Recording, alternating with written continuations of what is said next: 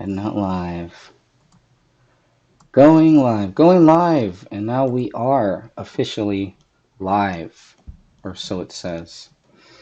So we'll see if that's the truth or not. Yes, But I I want to see you. welcome. Are we good? Yes, I see you.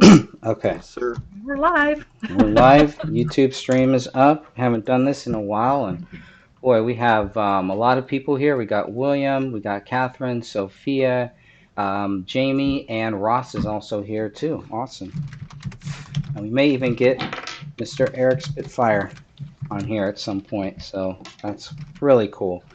Um, this is it's good to do these for every now and then, and I know we have a lot to cover, and William has a PowerPoint, and I was hoping we could kind of start it off here. Um, Once we can verify, okay, yeah, it does look like we're live on YouTube. Yay. Okay, so what I'd like to do is I'd like to really start it off. I have a question for everybody here on this All-Star panel. Jamie knows a lot about All-Star panels because he has them all the time. Um, let's see here. Okay, here's a question for everybody. And we'll go around. I don't know how we'll go around, but we'll figure a way to go around. I'd like to have everybody answer this question. How would you describe this case to somebody new? That's what I'd like to know from everybody here. Who wants to start first? It's a conundrum. It's a conundrum. I mean, let's say you're kind of meeting somebody, you guys are hanging out, just chilling, and all of a sudden you're like, hey, this you want to kind of bring up this case. What do you do? What do you say to people? I would say the same thing that I said when I came on with you and Dan the first time, Greg, which is it's quite similar to the Kurt Cobain case as far as how evidence was found and the scene of the crime, or the crime scene rather. Nice. Good one. Good one. All right. I'd probably say, this case, it's not cut and dry, but this is something we should all be paying attention to because this could happen to any of us. Yeah. That's a great point. Yeah.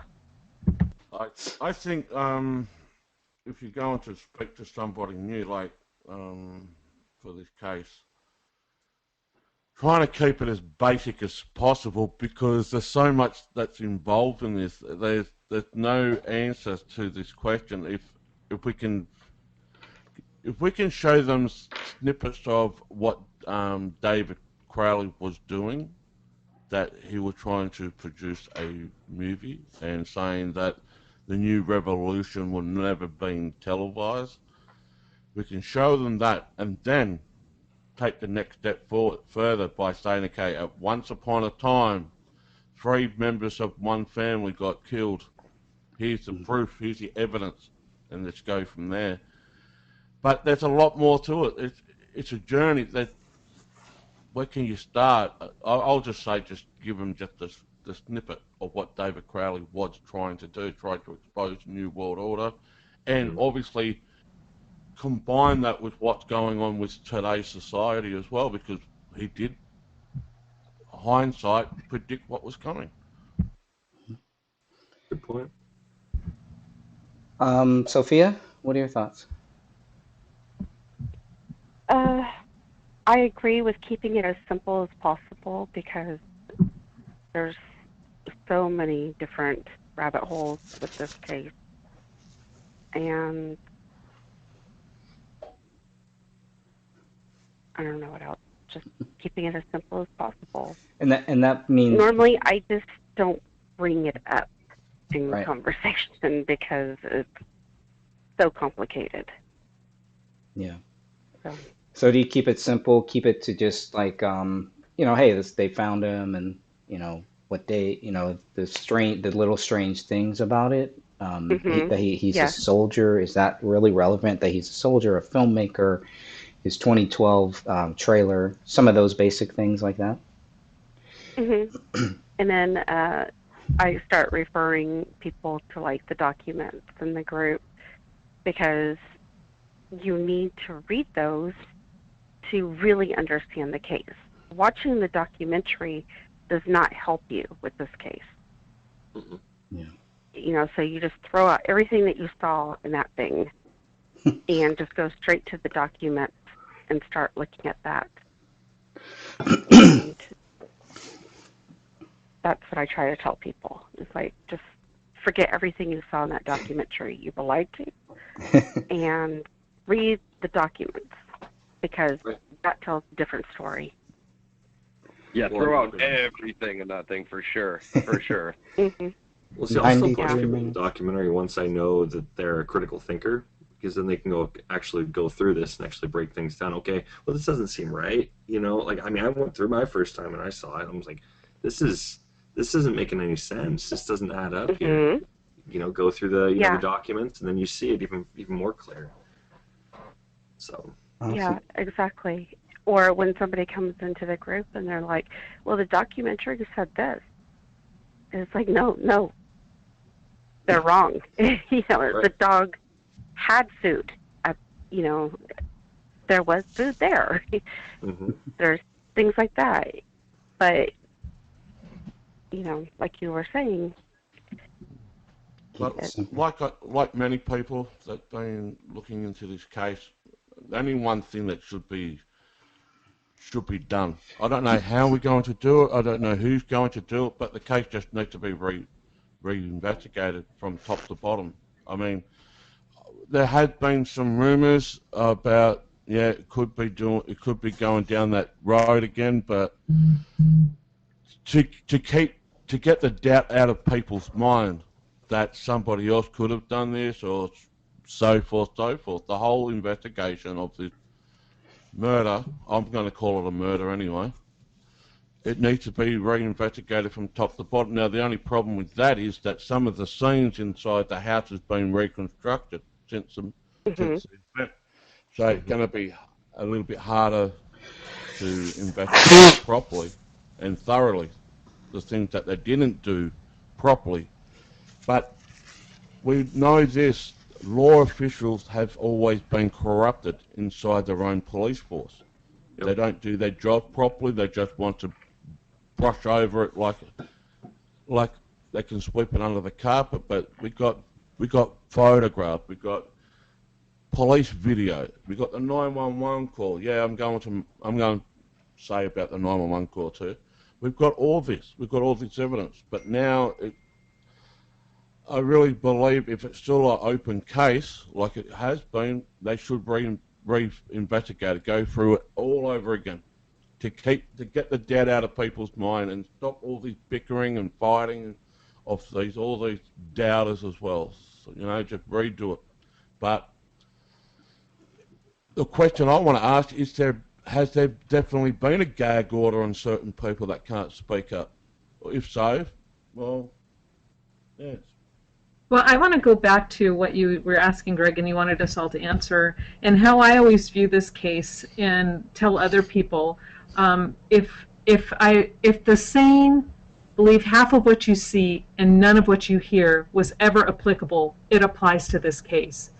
Don't believe half of the things you see, and definitely don't believe anything you hear from anybody who's associated with it, because most of it, as we know, is geared toward leaning people and pointing them all in the wrong direction.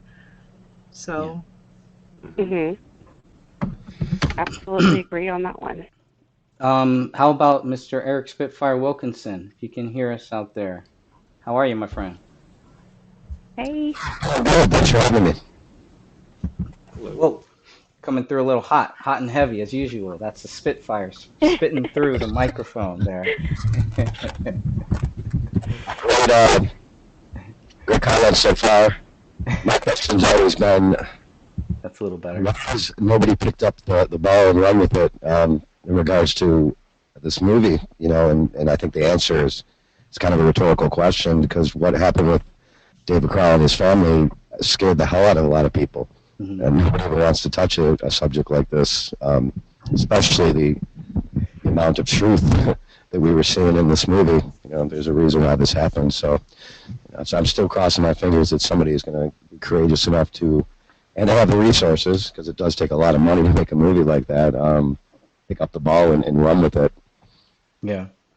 Right. Do you if you had Eric, if you had a chance to just chat with somebody to kind of like introduce them to this case, what would be some of the things that you would focus on? Well, I'd start with the fact that we're talking about in my opinion, a war hero, Mhm. a veteran, his wife, and especially the small child that was murdered here. And I do say murdered with all my heart and all my conviction, from all the evidence out there. Was covered up. For somebody who's never seen it yet, this guy was making an amazing movie that is showing more truth than any movie that I've seen. Yeah. Theaters, and he was very close to achieving this goal. He had the investors lined up. He had contracts lined up, and suddenly, he went crazy, according to the narrative, official narrative, and killed himself. His image has just been completely tarnished now.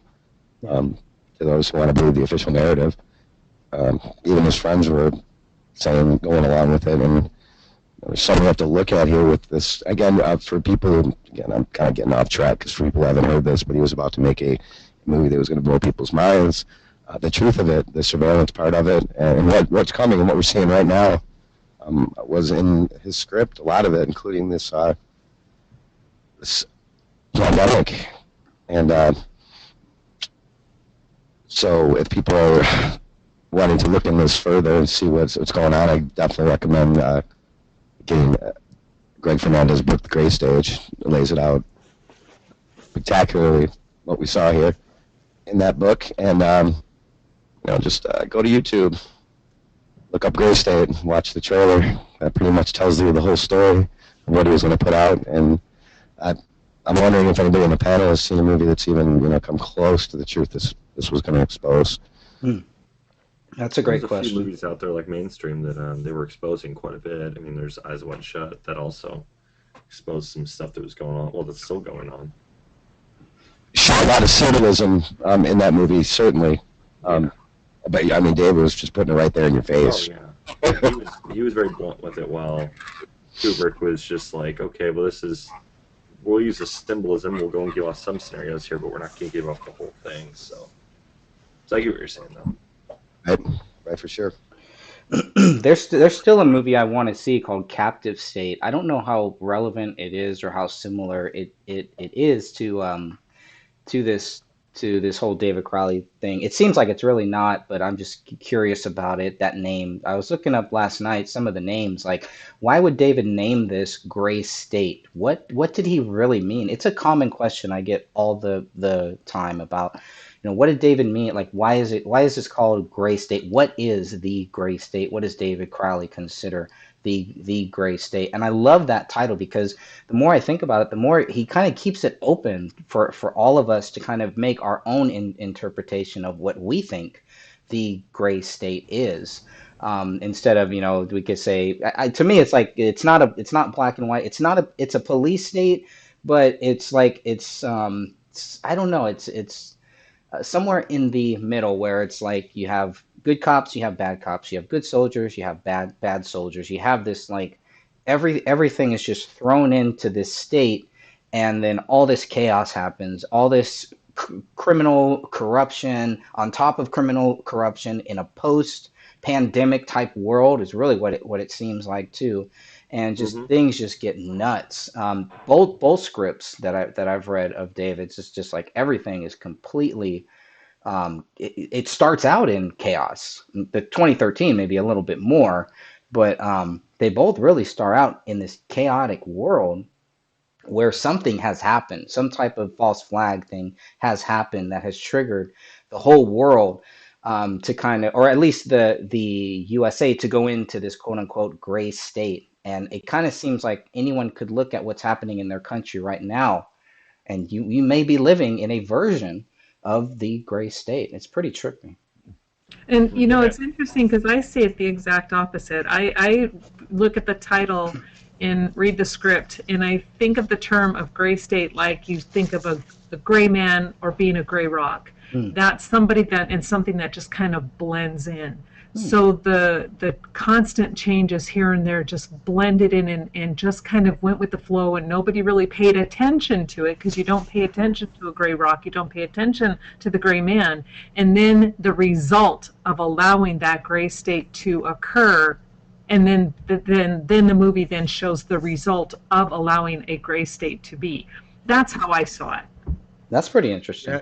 Yeah, I see it a little bit of both of what Catherine's saying, most of what Catherine's saying, but I see what Greg's saying too, and I definitely agree. There's what he's saying about it. It's in my personal life, people, I see everything black and white. I don't sit in the fence, but with the grey state, there's a lot of grey areas in society, whether it's a police force, government, and comes down to people.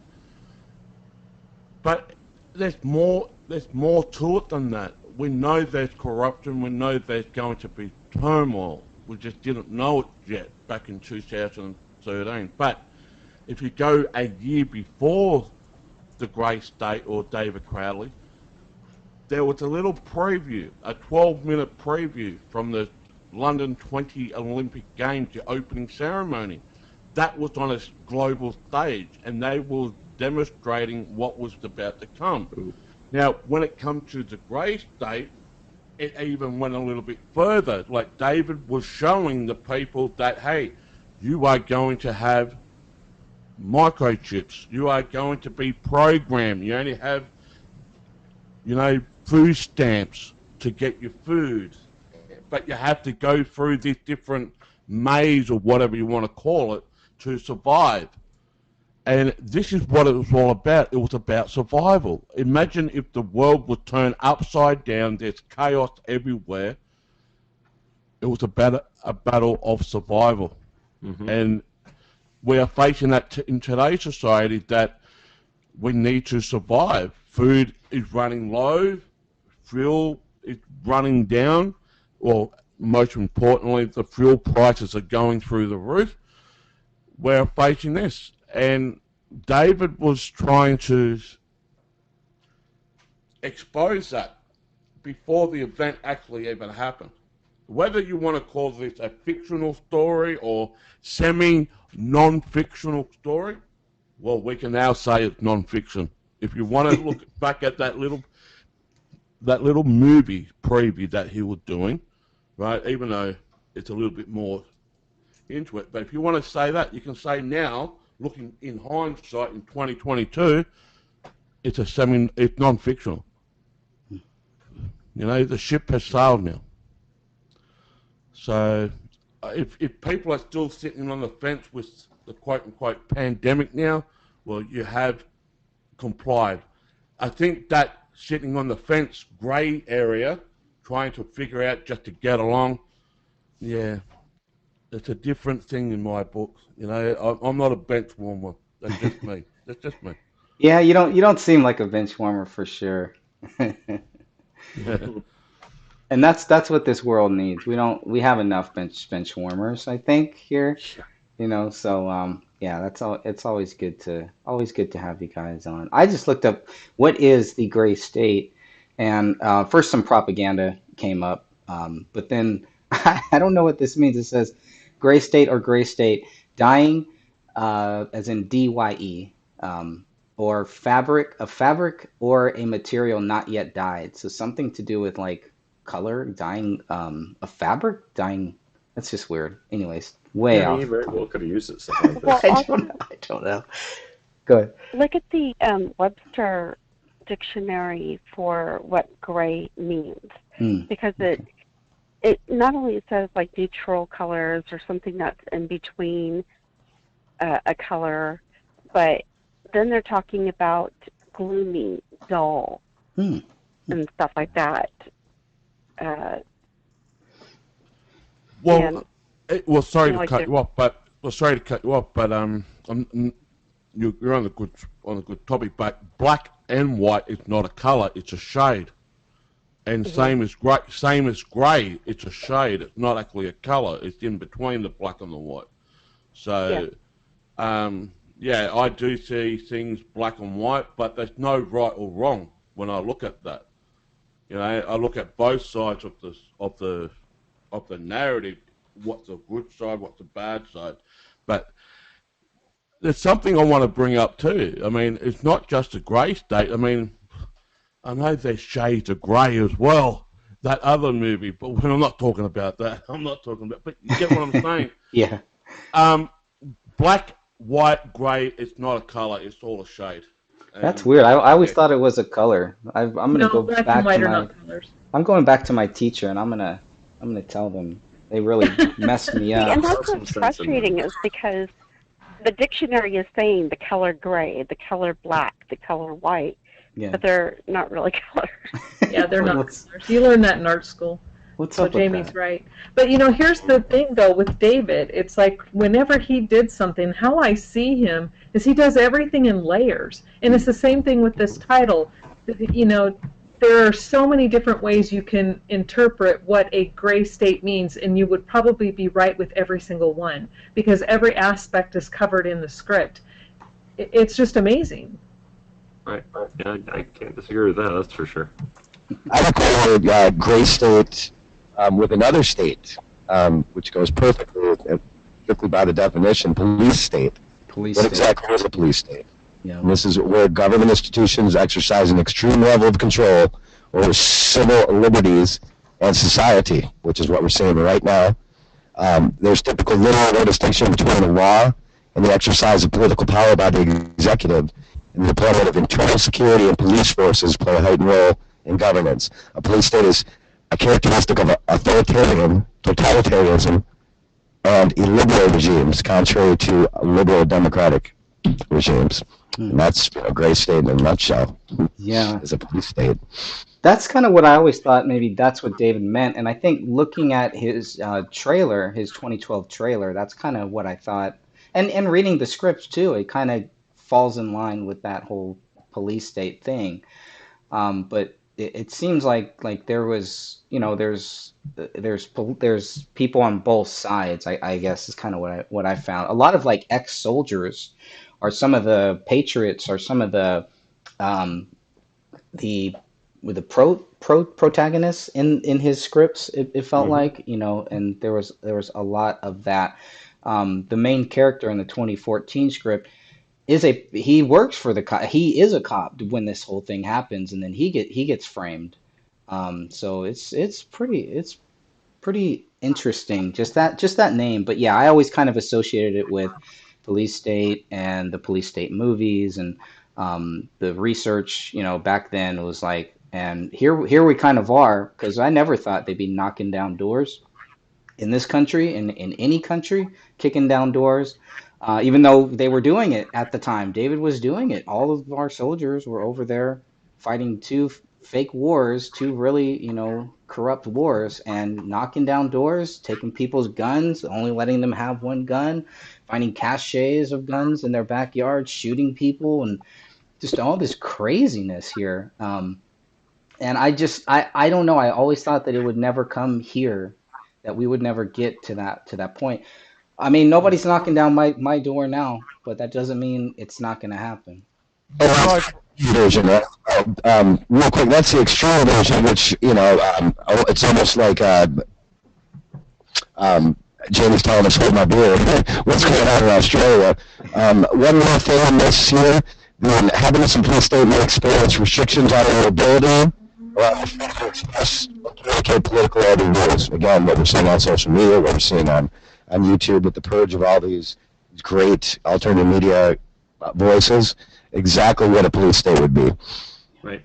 Yeah, well, see, this is another thing I wanted to bring up. Remember when, just after the 9/11 happened, and when they brought out the terror alerts after that, where it was a color code, you had red and yellow and orange and green, you know what I mean? Yeah. Well, Right. in my opinion, with the grey state, that's kind of like the terror alert, but the grey state is the top one, where there's going to be chaos, where there's going to be turmoil, where there's going to be every citizen running to the hills or trying to survive. I look at it the way that they did with the terror alerts, where red with danger, yellow, moderate, green, yeah, not so much. That's a grey state. Grey state is the top one. Not the black, not the white, the grey state. If you want out of chaos, out of turmoil, it's what we're going right now. Especially here in Australia. I mean, now it's time to put all these pieces together. And to go back to David Crowley, I'm just going to say it right now. I know some people won't want to say it, but I'm going to say it for my own benefit. This whole case needs to be reinvestigated from top to bottom. Well, the other thing too we should also be looking at too is I think that if you read both scripts, they weren't fully like in a point where they couldn't fight back, right? They could still fight back. The tide could turn to the other side. Okay, now that's what I kind of captured from this initially, and even what Catherine's saying about really he probably just got this on layers so that way it's pretty much however you want to determine determine what this means or interpret it. That's how it is probably still correct. And so I interpret it as just basically this is if you look at both scripts, how both these movies are set up. You look that the main character is kind of shifting the tide of war, right? So you got Daniel Nicasi. He's got his dad, who's really like the big bad, and what is he doing? He's doing everything in his power to basically stop him. Well, they leave us with a very, very ambiguous ending, which we don't really know, like is, what's his face? Danny Mason's character. Is he just a figment of imagination? Is he real? What's going on with this? I think he's real, but still, end of the day, they left you with this kind of, this could change. This is not scripted. Which obviously is never going to get made now, but I think that's the way they left it. Setting himself up for the next movie. Did it seem like that to you? Oh yeah, absolutely. Right. Both scripts came out the same way. They leave you with this cliffhanger, so that way there could be more. He was obviously he wanted to still make more, which that's why I know that's for a fact. Why he's leaving it open that way, because that was kind of his goal. He wanted to continue. He wanted to make more to go with it. Especially if you're going to have a TV series, which is what everything was leading towards. Whether you read the journal, you get it from there. You get it through what the mics had said, things like this. I mean, that it was going towards a TV show rather than a movie. So he adjusted things, and we know he adjusted away from the 2012 trailer, how that was going to go. He shifted to more of a less occult-based one, and more just war. I know this is going on, and trying to put an end to this one world government is really what's going on. Yeah. And there's also not a movie, but a series on Netflix that was it was pretty good, but they went in more into the alien invasion type or otherworldly beings as being a big part of what happened. But it was called Colony, and it was pretty well made. And but sticking the aliens in there kind of took away from people really looking at some of the finer things in here, like the same things that were in David's movie, cutting off the information. You would think at Netflix or Prime or something like that, there'd be at least a dozen documentaries out about this COVID-19 thing, about this pandemic, about what's happened the last 2 years. Where are they? There aren't any. Eric, is it possible for you to, I don't know if you're on a microphone or if you're just calling it through, is it possible to lower the mic? Oh yeah, sure. I'll actually my mic cord burned out on my main mic, so I'm using my wireless. So let me turn this down a bit. How's that? Is that better? That's much better. Thank you, Michael. Yeah. It sounds like you're blowing so much. It's Jamie. So Ross, I got you actually spoke with David Crowley back in 2012. Looks like the interview was done on September 9th, 2012. Did you ever ask him that? What is the gray state? I haven't listened to this in a while, but did you ever ask him that, what the gray state is?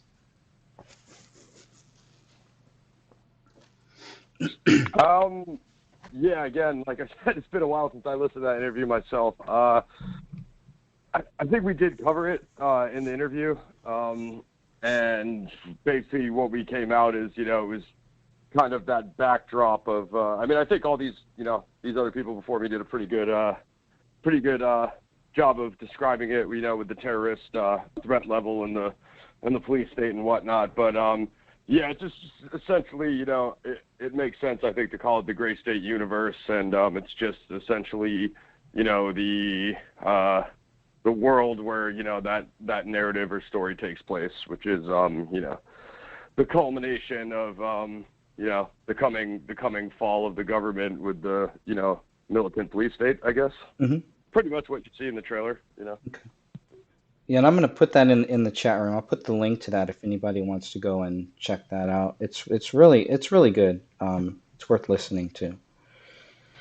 I've got a question for the panel. I've just been thinking about this.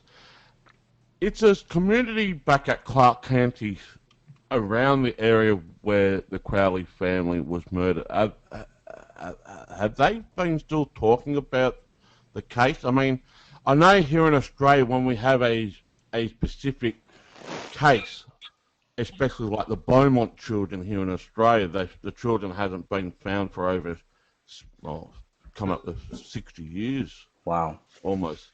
Jeez. Right? Those type of discussions can be heard at the dinner table.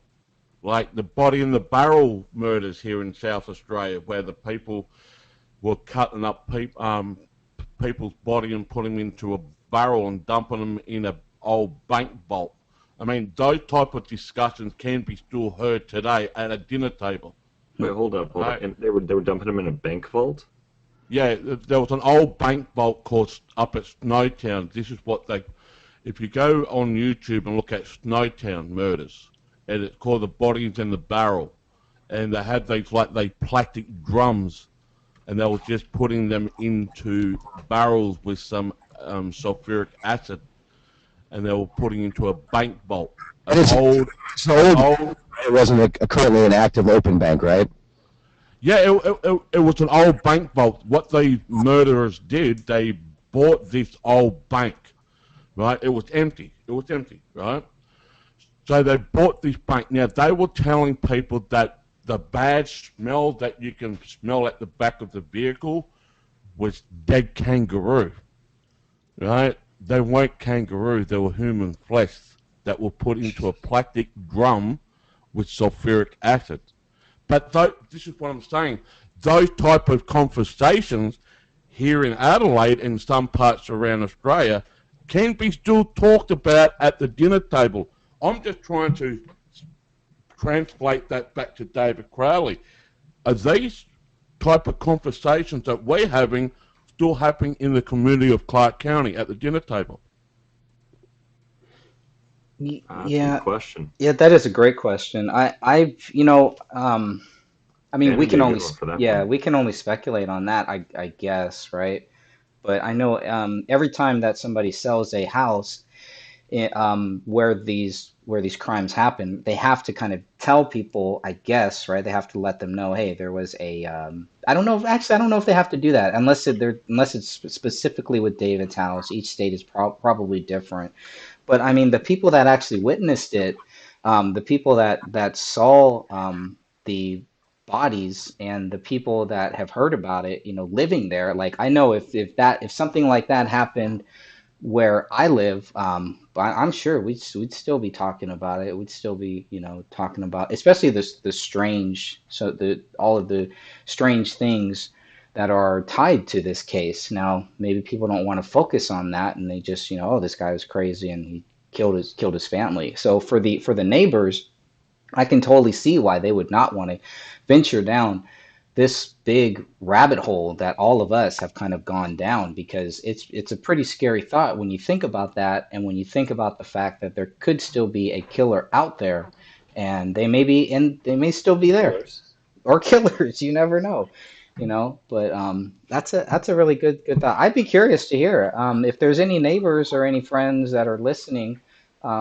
in that area, in the Apple Valley, Minnesota area, drop a comment. I'd love to know if this is still something that is being talked that's about. another thing too. Besides your book, Greg, there hasn't really been any other book being written about the David Crowley case yet.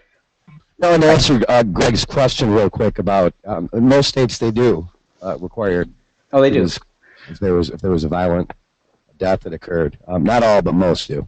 Yeah. Required to do that. Yeah, Greg, I think I got something on that. Unfortunately, my neighbor just committed suicide literally the other night with his family home. It's about halfway down my street, which is a dead-end private street. $2 million house. I left the house and saw 6 cruisers outside, and they literally didn't tell anything. Like, I'm telling you, they didn't go around the street knocking on everyone's door. Like, they questioned literally the people who lived, like, right next to that house, you know what I'm saying? But other than that, they didn't go around the neighborhood and knock on every door and notify everybody. So that's Southern California. So I think it's quite a different policy state to state, I would guess. Yeah. Well, that's what I was saying before. When it's a when it's a serious case, many years later, it's still being talked about at the dinner table. I'm not saying everyone's talking about it, but if you want to be a fly on the wall, you will hear a conversation about a certain case that happened here in Australia, especially where I live in Australia, called South Australia. We're the murder capital of Australia, right? Like the Beaumont children, they disappeared in 1966, and those kids had never been found. They had been suspected murdered, but the bodies have never been found, right? Not long after the Beaumont children, we had another child abduction at Adelaide Oval. That person hasn't been found. And those types of questions you could have around the table about things like that. I think that Gray State goes into the category of handy sook, where you're either on one side or the other. You're a horrible person if you believe otherwise on either case. Same type of deal. It's true. Yeah. So we're just looking at here, the murder capital of Australia, South. This is where I live, in South Australia. It's crazy. Why can't Adelaide bury the myth? Because the problem is, there used to be a club here in South Australia. It was like a gentleman's club. You had politicians, judges, lawyers, right? Like, it's all there, black and white. And these type of conversations are still being talked to today. All these different, like from domestic violence to child abduction to serial killing. Like there was a club here in South Australia. It was like a gentleman's club where you had judges, lawyers, police officers, the government of South Australia, all involved, businessmen, all had their part to play in it, and they kept their mouth shut. Jesus. And this is what South Australia became. Like the Truro murder, you just read there in the article. The Truro murders, the Truro murders. That's up north of Adelaide. Like the Snowtown, bodies in the barrels, I just mentioned that one. It was in the 11 people. 11 people. The family murders, that's the one I spoke about last week on Southern Truth too. The family murders. The Beaumont children, the unsolved disappearance of the Beaumont children. Max Egan, check this out. Max Egan was playing with the Beaumont children just before they got abducted. Yikes. Wow. That's his very wow. Because Max Egan was living in South Australia at the time. Now, these kids had never been found for it's come up to 60 years almost. Right? 66, the Beaumont children, never been found. There were 3 children who were at a beach on Australia Day on January the 26th, 1966, never been found. And popular beach. Jamie, now why was Max Egan around these children at the time? He was living here. He was living here at the time. Max Egan was around the same age as the eldest child. Oh, okay. not the, I gotcha. Max Egan was a child back in '66. Yeah, that's a long time ago. Max is pretty old though. But yeah, I didn't realize he was a kid. That's was very, very interesting. Yeah, Max Egan was a kid. He was living here in South Australia at the time. Sounds like the Delphi murders out here. Yeah, Yes. that's another big one. But going back to my point, these type of, what I'm saying now, and you're reading it in the article, these type of discussions are still being talked about at someone's dinner table here in Adelaide. Mm. When it goes back to David Crowley, are these type of discussions, what we know, still being talked about in the society? Yeah, I think when you put it into that context, I would say no, because a lot of people, from what I'm finding, still have not heard about the David Crowley case, have no idea that who this guy was and what happened here. So I know it was a big deal. You know, it kind of, I mean, the best thing about the the the documentary A Gray State is that it helped people know that there was David Crowley, that there was a person named David Crowley, that all of this stuff did happen. Obviously, it was totally slanted, but I don't think it's gotten the press. The David Crowley case has not gotten the press that it really should have. And every time that it's brought up, it's always the same thing when we're talking about, you know, oh, this guy went crazy, killed his wife, killed his kid, and blah blah blah, killed himself, and that's it. You know, he thought the government was coming after him, et cetera, et cetera. But you're putting it into that context, I would have to say no. I don't think too many people even know about this case. Maybe even people inside of that state too, or even in that area that live there. They may not have no knowledge that something like that happened right down there. Well, I would have right think that local news covered it, Greg. You know what I mean? So, Yeah. I mean, and it seems like there's not much going on out there. I don't really know the area well, as some of you guys do, but well, that's basically what I was saying. They would have a better chance of seeing it covered in local articles or the local nightly news stuff that you guys covered than you would having law enforcement going around door to door knocking on, you know, telling you unless you're a direct neighbor, like I was saying, you know. And then there's some people that are trolling online that's really not helping. I'll leave it at that. Yeah, Yeah, no kidding. it's always going to be the case. Yeah. Excuse me. So yeah, Exactly. Plural, just saying. It's a plural. Yeah. So I don't want to scare people, but if you come to South Australia, you might accidentally get yourself killed. No, you won't Oh, get killed. thanks. You won't. Oh, thanks, Jamie. Yeah. Jamie's You won't get killed. just trying to keep us out of Australia. That's what I think. Well, I mean, I think the quarantine camps are doing plenty of that already. So Yeah, Hey. sure. As on the positive side, at least we'll still have a major party if we all get locked up in quarantine. We'll still have a major party. Don't worry about that. Okay. well, that's true. Gulag parties. Let's do it.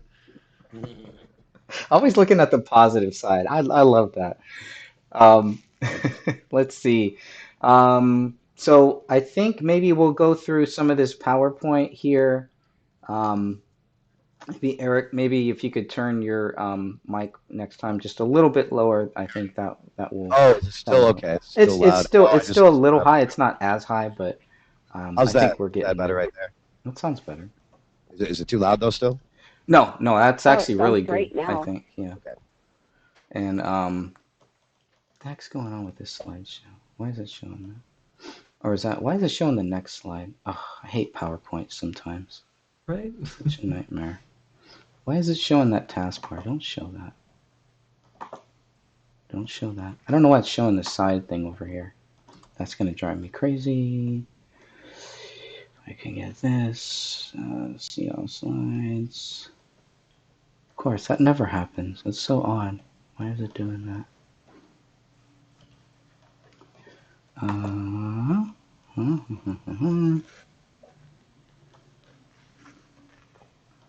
Yeah, I've never had that happen before.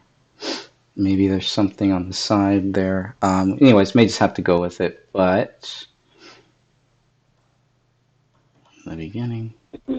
Yeah, I don't know why it's on that. You could tell my knowledge on PowerPoint, unless it's a display setting. I don't know why it's showing that on the side. I don't want Neither that. do I. That's a little odd. Can I minimize it? There you go. I don't know. Okay, good enough. Um, okay, so William, I was hoping you could kind of take the lead here on this one. I know you've talked about it on your Twitch channel. Yeah, like 3, 4 times actually. So basically, it's forensic mycology. That's going to be the study of like fungi, if you will.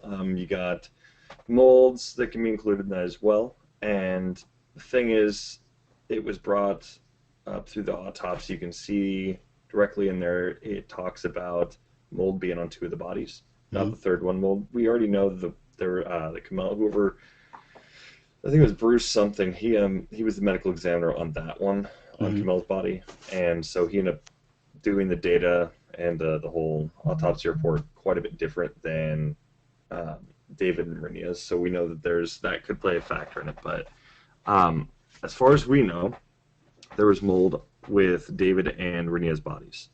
With Renia, for those that have seen the bodies, I'm obviously not going to show it. Obviously, I don't think you're going to either. It's one of those things you can clearly see it on Renia. You don't see it on David. And I've looked and looked and looked and looked and looked. I have not. I've scoured that photo. I cannot find anything on David at all when it comes to mold, which means it had to have been internal. Well, with Renia, it is external and internal. So for me, that kind of struck something there. I'm like, well, why is this mentioned, but nothing's done about it?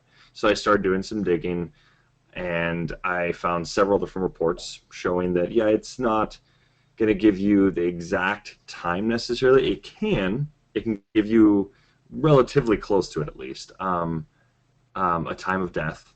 But they have been using this for some time now, and there has been cases where forensic mycology actually is the reason they're able to go and put somebody behind bars. So, but basically, I just compiled some information here, as you guys can see on the screen, from 3 different reports. There's the fungal growth on a corpse, a case report. You can see right there, it plays a role in the determination of the time of death, burial place, and time of leaving the body where it was found, and cause of death, hallucination, and poisoning. And forensic mycology is considered an auxiliary method in the determination of the time of death, just like forensic entomology, which is the study of bugs. And then there's the other one, the fungal, I'm not going to read the whole thing, but fungal microbiota dynamics as a post-mortem investigation tool. And they looked at 3 species of mycology, or what's it called? I'm not going to use the Latin term, like fungal and mold growth. And they did find that it can be used as a determination to kind of get the time of death, at least somewhat close to it. And then you've got, of course, the forensic mycology, current perspectives. It says determination of postmortem intervals for mold growth in corpses, and providing trace evidence linking people and objects with places. So you can use it for a little extra than just time of death and all this, which is rather interesting, I found. So this stuff is so complicated to understand. Well, I mean, it's for me. It is at first glance. I will give you that. It took me a second to kind of understand it. I'm like, okay, well, what exactly does this mean here? I went through the reports a few times, on some of them even like 3, 4 times, because I was like really trying to understand where it was coming from. But now that I've got it now, it's kind of like, okay, that makes sense. But it's basically, can we determine time of death, or at least a rough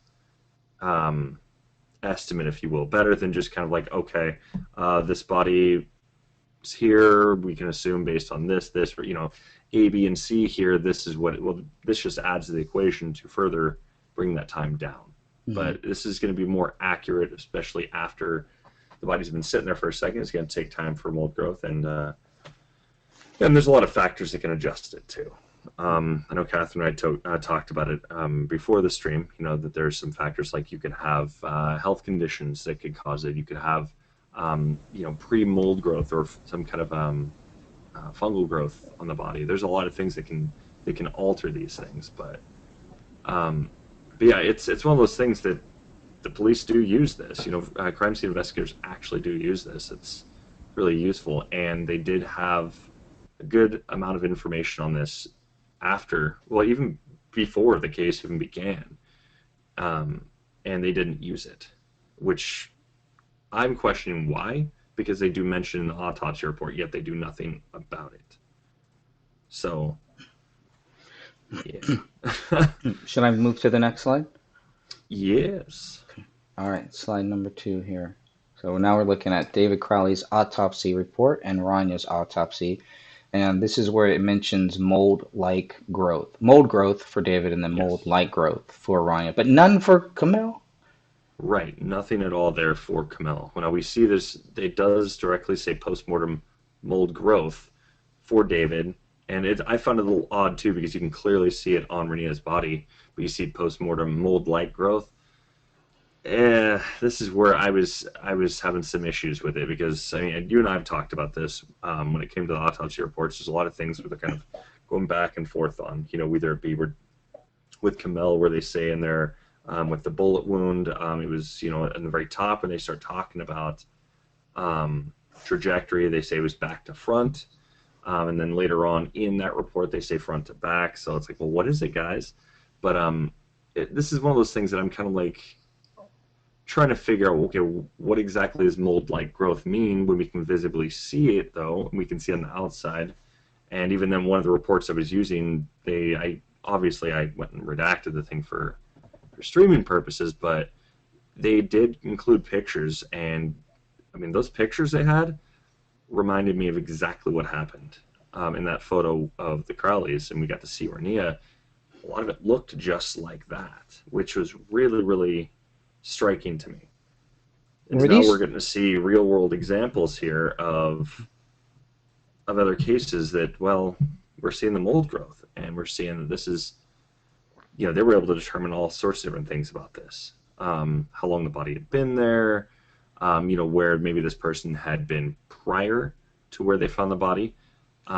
Things like that can definitely play kind of a role in, did somebody kill this person or not? But we're also looking at time of death, too, which is a really interesting part. And with the amount of mold that's on the outside of Renea's body, plus she also had, quote, mold-like growth in the liver and biliary system, well, she had it inside and out. David only had it inside. So, going over this, those reports even show, and for those that want to see it, I mean, I can always post up in chat, of course, but on Twitch, yeah.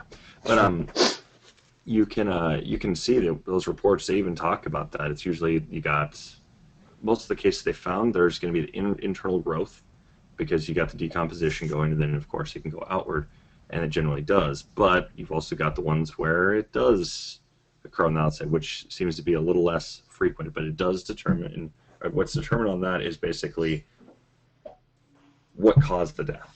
Is this going to be a gunshot wound? Is this going to be a poison? Things like this. Then it's going to be more, a lot of that's going to be internal, right? And then you're going to go to the outside. But that can also occur at the same time, they also found. So, but more often than not, it's usually internal. But just to go and show a little perspective here, I did bring in some information from another case. It's from 1996. It was actually listed in the Forensic Mycology Current Perspectives, which was done in 2015. And I'll just read it out real quick. It says, a young woman was found dead in a flat in West Yorkshire in January 1996. The forensic pathologist noted that there was some mummification and skin slippage, and it was necessary to determine how long the woman had been dead before her body was discovered. There were bluish green and gray mold colonies present, and the West Yorkshire Police Support Service took swabs from these and then measured the sizes of the bluish green colonies. Over a period of 28 days, an experienced medical mycologist studied the growth rates of the fungi on 2 artificial media at a temperature similar to those where the body was found, which was at 4 degrees Celsius, and at room temperature, which is around 21 to 24 degrees Celsius. After comparing the growth rates, the mycologist concluded that death occurred at a minimum of 3 to 4 weeks prior to January 16th, 1996, when the area of growth on the right cheek was measured. So, and on the next slide, we go over the tests, and I do realize I put 20. It should have been 21, but roughly around that same temperature here. We're looking at, and they did test, and growth does occur at 39.2 degrees Fahrenheit, which is 4 degrees Celsius. So we know that it can still grow there. It's just going to grow a little slower. But then test 2, which is around the Crowley residence thermostat at 68 degrees Fahrenheit, you can see that it's growing. It grows pretty quickly, actually, at that rate. I didn't, of course, include the rates, which I do apologize. I should have included that. But 5 o'clock in the morning, just saying. But interesting. Yeah, sorry. Interesting that you brought this up, because Eric made a very valid point last year when we were talking about this case, about why wasn't there any maggots around the bodies. It was too cold. Yeah. If indeed that the bodies were there over a long, substantial time period, right? Yeah, and I can talk to the coroner about this, and yeah, as you look at the residence, 68 degrees is warm enough. We're talking outside temperature, though. There were no flies alive in Minnesota at that temperature. Right, we were looking into, I know it's 0 degrees in Michigan right now, but we still have fruit flies. Right. So, well, and see, I thought about that myself, but the thing is, when it comes down, is they did have fruit in the house, which is interesting about that. But, I mean, like, I haven't seen a fly in my house, and, we've had, we've had fruit and vegetables up on the counter, and, sometimes things go a little bad, as we don't get to it in time. We haven't had any fruit flies or anything, and that's the really weird thing, and that's over here in Oregon. It's like 30 degrees, and we still don't. I haven't seen a fly. Yeah, and you have to remember too that just because you have little gnats or little fruit flies, those are not the same thing as a house fly. A house fly, and plus the life expectancy of those little insects. But the reality is a fruit fly and a gnat are not going to lay maggots within dead flesh. A house fly will. So you're comparing apples to oranges. Well, but there is one fair comparison. So if we find fruit flies, we should be able to have house flies, because the fruit fly is going to die much faster in that type of temperature than a house fly would. So we're looking at a lower temperature. I don't think that's true, because a fruit fly it's going to need a source like fruit or whatever to survive, and that's where they grow and that's where they're born and all this other stuff. But a house fly, they're generally. Not to say that they can't be grown or whatever, hatch inside a house, but generally they're an outside insect that will come inside. Correct. Again, it's just, you're comparing apples to oranges, but it was just way too cold in Minnesota that time of year for a fly. So the fact that there aren't any maggots on the body, that really is understandable. Oh yeah, no, it's absolutely understandable. Well, what he also brought up, the coroner, was the dog poop and the possible parasites. Right. And the dog poop that would have found their way over to the bodies too. But I mean, these are great points, and learning a lot today. Well, the back door was still left open. You can still smell it, wouldn't you, from the outside? Even if you're in like 6 feet from that door, you'll still be able to smell it. Like there was supposed to be dog feeders around the place too. Who knows? I mean. If you already had COVID back then, your taste of smell would probably gone out the window. But who knows, man? I mean, I know here in Australia it does snow in winter in certain places. You still get flies here in Australia. Doesn't matter what freaking season it is. If it stinks to high heaven, you will attract flies. And if these bodies were in a decomposed state, you will attract something. Yeah, and not to go too far off topic, but real quick, I'd like compare that to when I first, dog owners would not like to think that a dog would eat them. They were deceased for a few days, but after doing more research on it, that's perfectly normal for the dogs to do that. Yeah, I'm still shocked by that. Not perfectly normal for them not to turn to the bag of food that's sitting right there where the dog knows it gets fed, but. Something to do with emotionally and psychologically, the dogs do that out of love. They eat their owner out of love. done, as hard as that Kind was. of. Follow looking at my dogs, I'm thinking of that. Right. But they do that. So it's great to go through the evidence here and throw out things that are there's too many points of contention, or there's might be misinformation. And I'm glad that you guys go really in depth, like we're looking at right here. You're bringing up something that I haven't seen with the mole growth. Just when I think I've seen thousands of pieces of evidence contradicting the official narrative, here comes another piece. Mm-hmm. Well, the thing is, when it comes to things like the dog and stuff, you got to remember too, they're claiming this dog ate a ton of flesh, a ton of bone, and I mean, I'm not too. Right, and it's just, it doesn't make any sense because of, if you look at how long this dog would have been there, regardless of like the range, we're looking at least, and we can even go with the police narrative and just say, okay, fine, we'll go whatever, like 26th or whatever they're saying. You can go up until then. He's not eating all that bone and all that flesh, and then on top of that, licking up all that blood, and I would even argue some more decomp fluid too. I mean, I'm not buying that. It doesn't make any sense. The dingo ate me baby. And how did the dog not get sick from the decaying flesh and Bingo. stuff? Because an inside dog or a domesticated dog is completely different than a wild animal. Bingo, there would have been puke everywhere. Yeah. Yeah, There there's would have no also been puke, is running there? poop. Yeah, there are. I mean, I'm not trying to disappoint people, but some domestic dogs can turn on people. It all depends on the owner, how they treat the dog, right? But Absolutely. when it comes back to that, the dingo ate my baby scenario that happened here in Australia, I mean... Did the dingo throw up? Well, the court has now proved that, yeah, the dingo did actually do it. Now, here's the thing. Wild dogs like a dingo, they're like scavengers. If you've got food lying around, yeah, they'll come out of the woods and whatnot, and they'll come for the hunt, right? And 9 times out of 10, even a domestic dog can be, quote unquote, on the fence whether they attack young kids or not.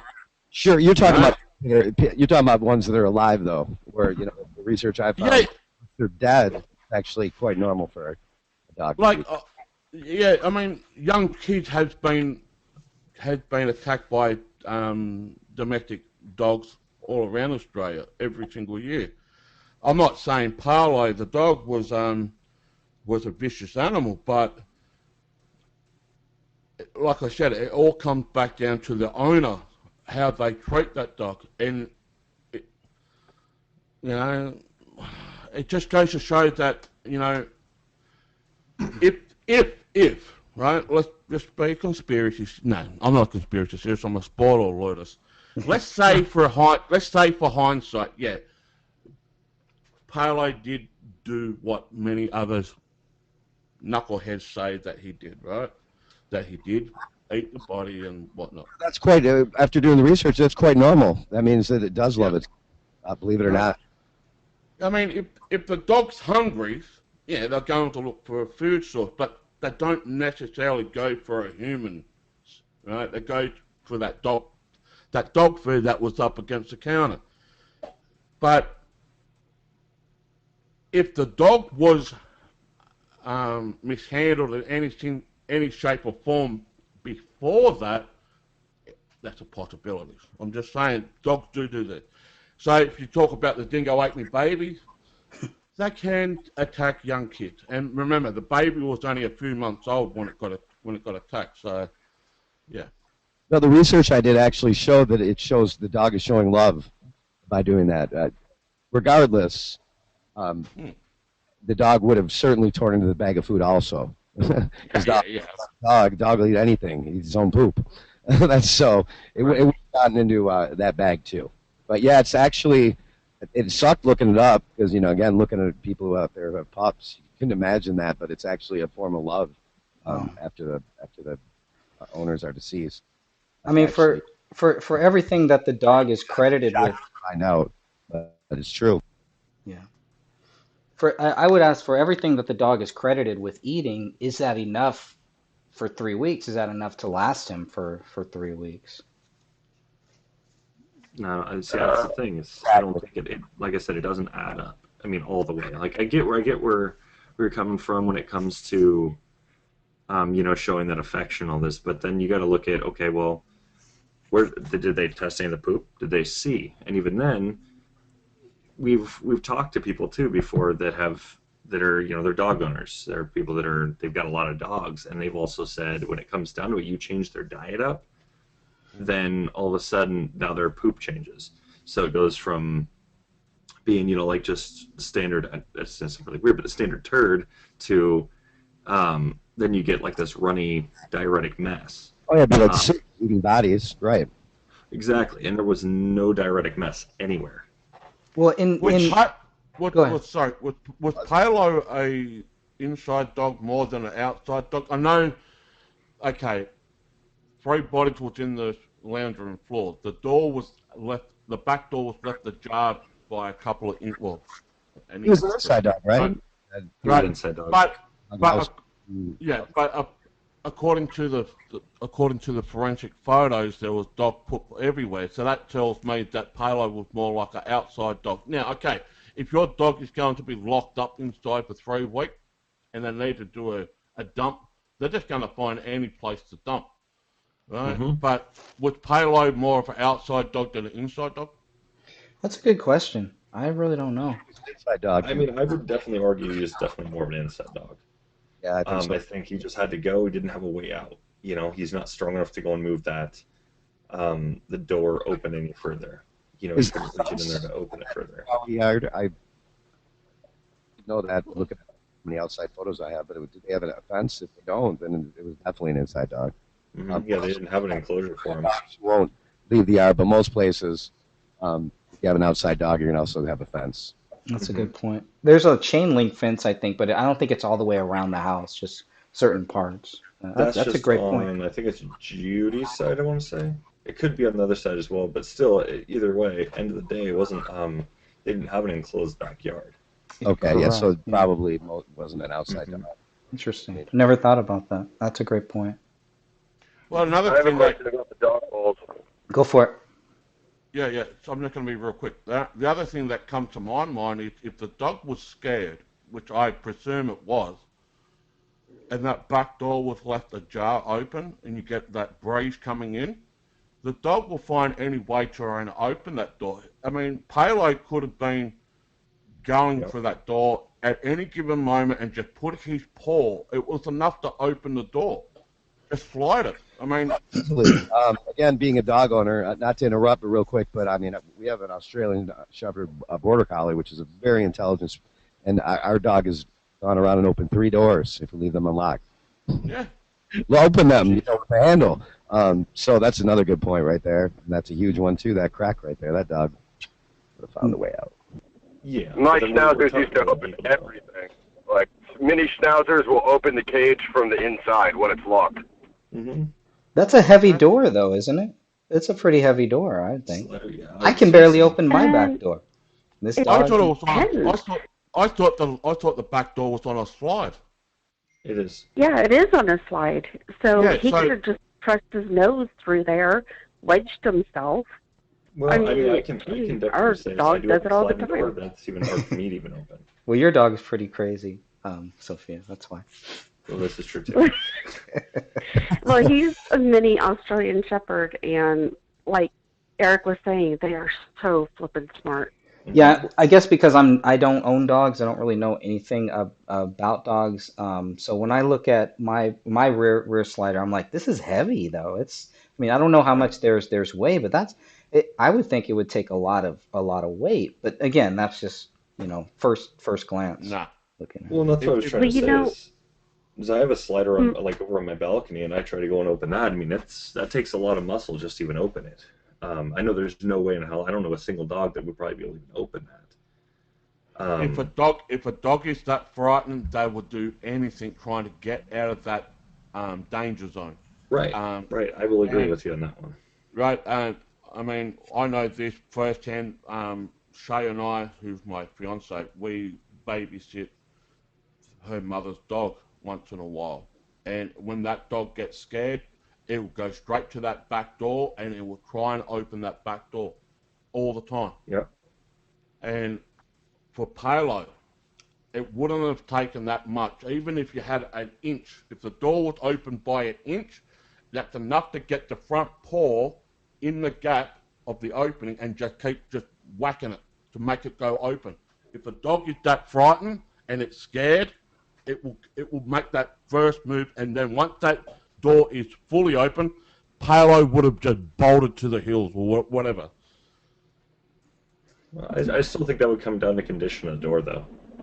So we'd have to go and I'll definitely want to take a look at that again. So on my tonight show, I'll bring that up, because that's an interesting one. Well, that's another thing. Was there a fly screen on the back door, or was it just a door? If there was a fly screen, there was a fly screen in front of the door, well then, yeah, that's a different scenario. But if it was just a door that was left open, the dog would have opened it. No matter how severe it was, it would have opened it. And Greg, just to let you know, the cat that was in the video that we did for the podcast, that was sitting on the back of the rocking chair that I was sitting on, she can open my bedroom door. And it's a regular door, it's not a slider. Right. We have a doggy door, and they told us our cats couldn't get out. Our cats are dying, and they get out of it.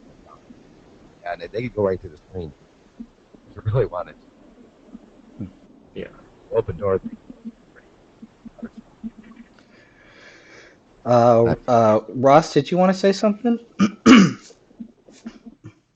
I feel like you were going to ask something. Maybe not. Yeah, can you guys hear me? Yeah. As far as the missing water bowls, okay, now the internet, which will go unnamed, has told me this phenomenon that people don't use water bowls for their dogs, and the dogs only drink out of the toilet. I myself... What? Did we lose you, Ross? Yeah, I'm back. My bad. I hit the pound key. Okay. I've never heard of this phenomenon of pet dogs not using water bowls. Now, I've seen dogs drink out of the toilet and had their owner yell at them like, yo, don't do that. Go drink out of your dog bowl before. But apparently to some genius comments that have been recently left, I'm sure you all saw, pets don't use dog bowls, and they only drink out of toilet bowls. Would anybody like to clear that up for me, please, while I'm here? I'm sure in some places in Tennessee, in the backwoods, in Kentucky, that might be. It's hogwash. I never heard that one. Yeah. Every dog I've ever known, they'll try to go drink in the toilet if they want water that bad. But for the most part, they'll stick to their water bowl, or if they see that let's say a kid's got a cup of water or something to drink on the table, they might go and take that. Yeah, I would think absolutely. I would think if there's dog food, there must be a dog food bowl, and if there's a dog food bowl, there's probably a water bowl somewhere. Correct. Right. Yeah. So apparently those missing water bowls and food bowls are just not suspicious to any other people other than us. So I thought I would clear that up. That's good. Well, how are they going to feed the dog if there's no bowl down there? Are they just going to throw it on the ground and he peck it like a chicken? Yeah. Yeah, that's a good point. That's a good point. I think he identifies as a chicken. Just saying. Just let it rain. No offense to all dogs who identify as chickens. Yes. But no, I mean, we keep our toilet lid down because that's, the cat loves to drink out of it, or the dog will. Right. We have water fountains. We have 3 of them throughout the house, and then we also have the dog's water bowl and food bowl in one designated area. Right. So, we just... I'd say that's the more normal one right there. Yeah. Those but internet trolls, apparently that's not. So I have questions about their practices. It's weird. Well,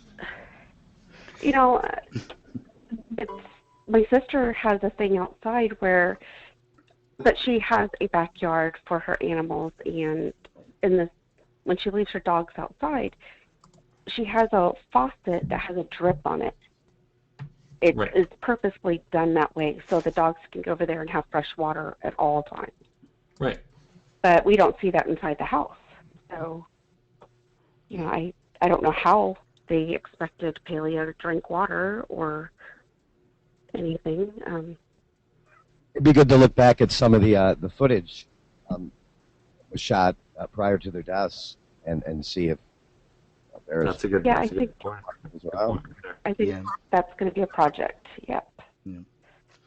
Because we need to get an answer. Just like the dishwasher, there's several videos of them where they had the dishwasher open in the background. Mm-hmm. And so, to me, I'm just assuming that's what they did. They just kept it open like that, Yep. Once which it's would full, drive then me go run it. crazy. Yeah, it'd drive me crazy too. Yeah. I'd be racking my shins on that every time I walk through there. So, I get that. well, I'm going to have to go. So I just want to say goodbye and thank you all for joining thanks the for show joining. today. Thank you. Thanks, And, Sophia. Appreciate it. I'll continue listening. It's just we have errands I have to run. So, Oh, no worries, no worries. You do you. I get you. See you, Sophia. okay. Bye, everybody. Later. So, So to- the old saying go, you can lead a horse to water, but you can't make it drink. Well, in this case, you can lead a dog to water, but you can't make the dog drink. right. Yeah, fair point. Apparently. So I think But, just to wrap up on this this last screenshot here with the whole mold thing, William, this is pretty much what you found here, huh? You think Yes. that this really shows Yes. the order of deaths? Yes. I mean, that's what I found. I'm sure there will be those that disagree, and that's okay. It's okay. This is what I had found directly from, I think, 6 different papers, different reports, that they were basically looking at this. So, but what we can see is due to Rania having the most mold growth, we could see that it does appear that she has more mold growth. Even though their autopsy report does say mold-like growth on it. That's hogwash, still, as far as I'm concerned. We can go and start determining some things. We know Rania must have died first, followed by David, and then ended with Kamel. And then the time of each death can be closely approximated based on growth data, but they never did any growth data. They never gathered anything on that, so if they would have, they could have gotten a closely approximated time of death. But Well, and here's the thing, with these bodies and this mold, if you could point to me where on Ranya's autopsy report where it states that she had mold growth on the outside, that would be great. I was trying to find it and I was skimming over it. And there's nothing in the autopsy report saying it's on the outside. okay, so and that's kind of where I'm going with this. And you and I, like you had stated earlier, we talked about the mold growth on the inside. And when you look at these reports that they had done, I was looking at the mycology of just mold and how fast it can grow and under what circumstances. But I couldn't find it necessarily with cadavers like with what you found. So this is amazing. Thank you. But they were stating, depending on the type of fungi that was being tested or found, it can grow as rapidly as 24 to 48 hours. It Correct. starts developing on the inside. Now, we know that the bodies were not there for 3 weeks. Why? Because their internal organs had not liquefied. That's one of the Correct. first things that happens. But yet the mold can, in like we talked before, this part of the autopsy, I always skimmed over it because mold does grow. It's just what it does. It's how the body decomposes. However, you're bringing a different angle to this, like could it have been used to help them understand that they were not there for 3 weeks? And you're right, they absolutely could have. And also, like we talked about earlier, for me, what was a little more important was the stomach contents. Now, stomach contents absolutely tell them, about, and like the order of death at that point. We know Rania had undigested food particles Correct. along with a brown liquid. We know that Kamel had a brown liquid. So that tells me that Rania and Kamel ate the same food roughly about the same time, and then, but Rania had to have been killed first, right? Because they have the same food thing, but not everything in little Rania's tummy had digested, and Kamel's was more on it's going toward the digesting end. So that takes about roughly 40 minutes to an hour to start happening within the gut. So you can start to look at their stomach contents and see where the process of digestion is, and then go, okay, from the last time they ate, they died approximately this time frame later.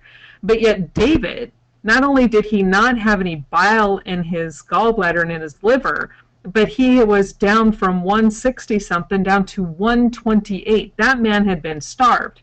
But yet at the same time, like you point out, when you're looking at the rest of the autopsy and comparing the rest of the documents, it really does appear that he did die before Kamel. Yes, he absolutely did. I just want to go touch on a couple of things here. So when it comes to the body weight, I mean, all they weighed was just what was left of them right there, which means there's going to be all sorts of things that could have been emptied, could have been, obviously we didn't see any blood around the scene. That was really a whole lot of his. Didn't see any blood pools, nothing like this. Therefore, we can assume there's going to be blood that's gone, there's going to be body decomp fluid that's gone, there's going to be bone, muscle, skin, all this is gone. That could account, but that's also 40 pounds-ish or something like this. It doesn't, yeah, exactly, you're right, and it doesn't account for it because everything is there. They had not decomposed. Now, see, they were in the process of decomposing. It's early, and in some cases early to moderate. And that's the thing that people they don't pay attention to. They hear the police writing in their reports advanced decomp. So right away they're thinking, oh my goodness, there's nothing left. But when you're looking at the autopsy, the police don't have a frickin' clue what a stage of decomp was. Right. And so right there, early to moderate. So, oh God, I forgot my point. I'm sorry. That's all good. Well, I mean, but that's a good point, though. Is if you look at the bodies, there's different parts of them that are actually, there's parts that are skeletonizing, right? And then you got parts that are bloated still.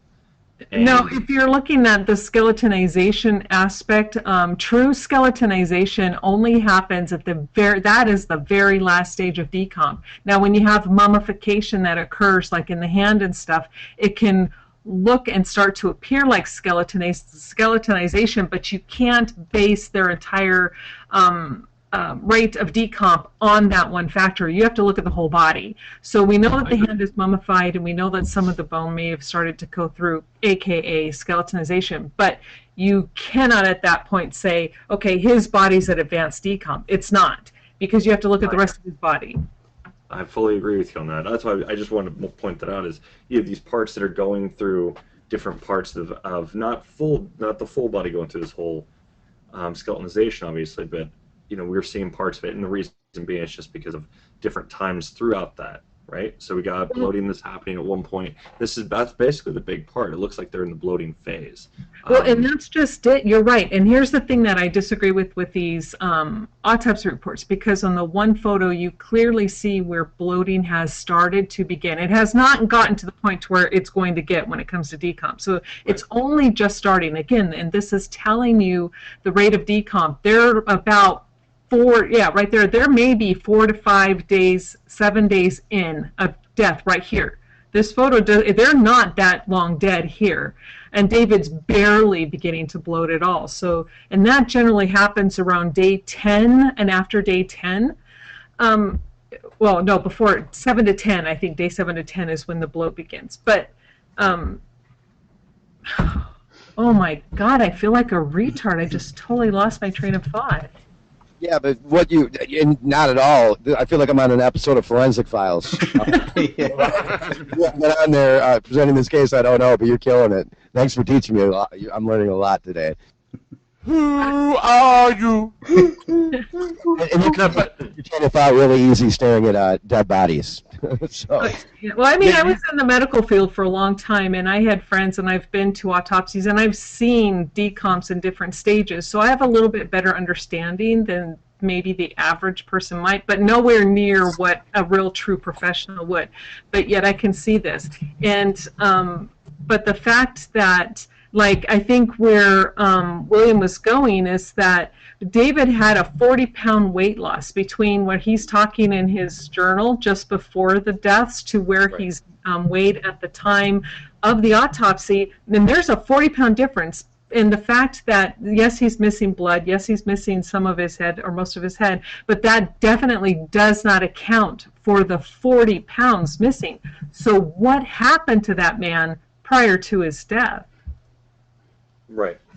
And like I said, my thought on this, just my initial speculation on this is, I mean, I don't think he was necessarily starved or anything like this, but I do think 40 pounds is a lot of weight. I mean, you know, I mean, I do think that it could account for how much he had lost from his body. A lot of it could be, but at the same time, we you know, I can't do this right off the top of my head. You know, is this going to be how much he'd lost? We'd have to look at the percentage of his body loss. There's a lot of different things. We could get some kind of rough estimate about how much weight he lost. Well, you know, we could break out the equations. We could do it. Well, But I mean, not gonna think be about it. exact. Yeah, but think about it this way, though. When you see a loved one who's passed away, and then they go, and then you know you have an open casket, and you see them. Have they lost 40 pounds between the time they died and you see them in the casket? The body does not lose mass like that. It does not happen. And Well, the no, it's fact just that he's missing. it's a whole Yeah. shape that's solid. I'm sorry. It's a solid shape still, so it's still it's going to Well, take time. and so were their bodies. Their bodies were solid shapes. Look at that. And the fact that he's missing, he has no urine in his bladder. He has no contents in his stomach. He has no bile in his liver and his gallbladder. That tells you he had not been eating prior to death for a period of time. And now there's a 40-pound difference. So my question, and I'm looking at this, and then I start to go, what happened to these people? What happened to him? What happened to Kamel? What happened to Rania? And in all things that I see, and with as horrible as it may sound, I think Rania had the most merciful of the deaths out of all of them. If you want to call it that way, that's still horrible. But Kamel suffered greatly, as well as did David. I think she watched both of them die, actually. I think that's what happened. I'd like to ask you guys something about this 40-pound difference. First thing I think that I would want to see is what is the last known photograph of David, because I can tell you that on my driver's license, what it said on my license is not what I really weigh now. You know what I mean? Right. So I would wonder about that.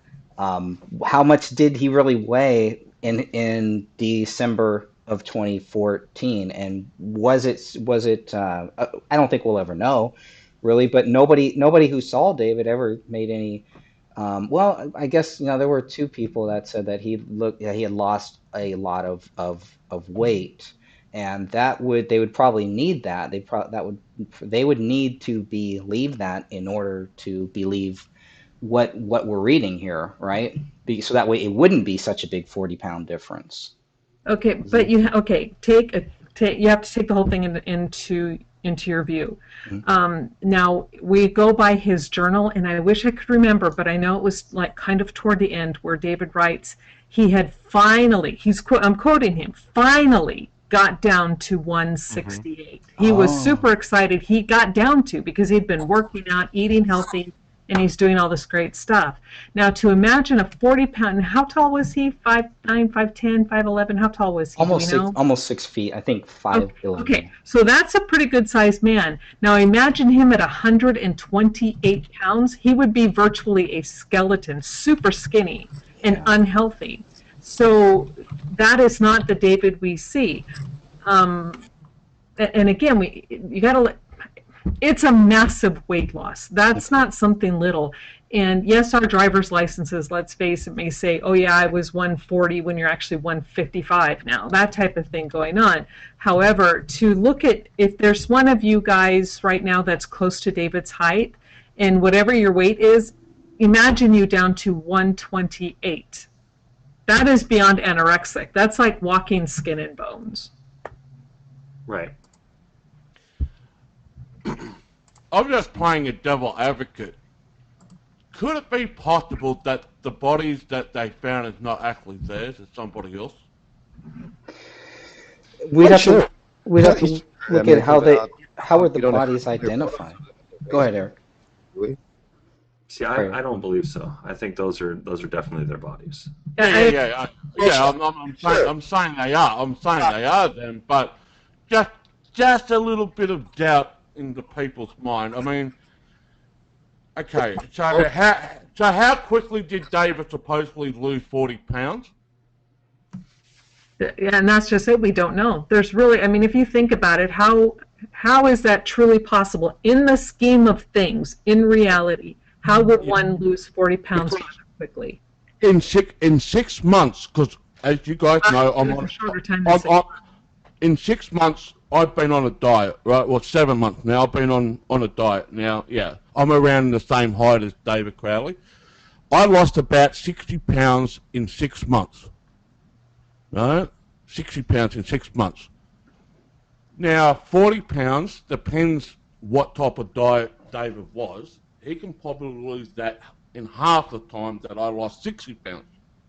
Well, you're looking at body weight, body mass, body fat, BMI, all of that, and David didn't really have that to lose.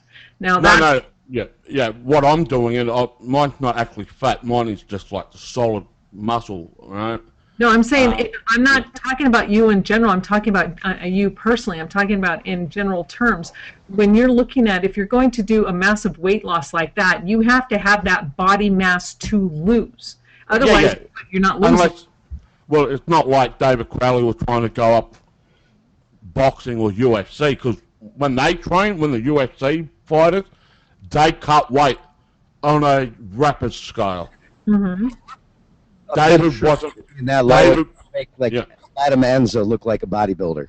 That's how I understand what you're saying with the body law. I mean, well, do we know? It wasn't like David was preparing to go for a fight, because when you do go, like when you train for a fight, you do cut weight on a rapid scale. David Crowley wasn't going for a fight. He was still eating like smash burger and stuff like that too. But Right. do we know when? Life, you know, and not only that, again, if you're comparing apples to apples, or apples, these guys who may have to cut weight, how big are they to begin with? What do they look like? What is their body mass? I agree. You don't have to be that big to cut weight. You don't really have to, like, in a competitive nature, you have to be at a certain weight to compete in that. Right, yes, I get that, because there are different levels. However, if you in reality, you can't have, say, like I don't know the terminology, but you can have someone in a weight category of, say, 180 pounds, and they're like trying to compete. Now they're 180, but they want to go compete in the 140 weight thing. And I'm going to go and drop. They can't do that. They can't exactly. do that. That's what I'm trying to say here, and this is kind of how it is with David. He had, in his words, he had worked himself out and had eaten healthy and gotten down to 168. Yet on autopsy, he's 128, and this didn't even sound an alarm bell. But to just really jump in here, being in the field as managing professional boxers and amateur boxers, and then the weight loss thing, when you're talking about David being healthy, that means he was gaining muscle mass, which weighs 10 times more than fat mass. So when you're cutting weight, you're cutting fat, which is very different things. So spot on. Do one of these with you guys on a handy sook at some point. We just have to use code words. That's how you get around it. Be able to talk about this at incident, like Latamanza and handy sook. I would love just to get your analysis, your medical analysis too. This is awesome. On what now? I didn't hear you. I'm sorry. Love to do a show with you and the rest of the panel, and Greg and Jamie. Yeah.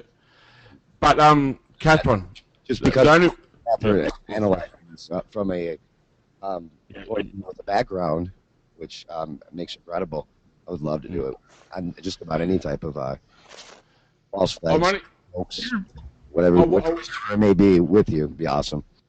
I want to bring up this point, because this is probably will open up a different angle.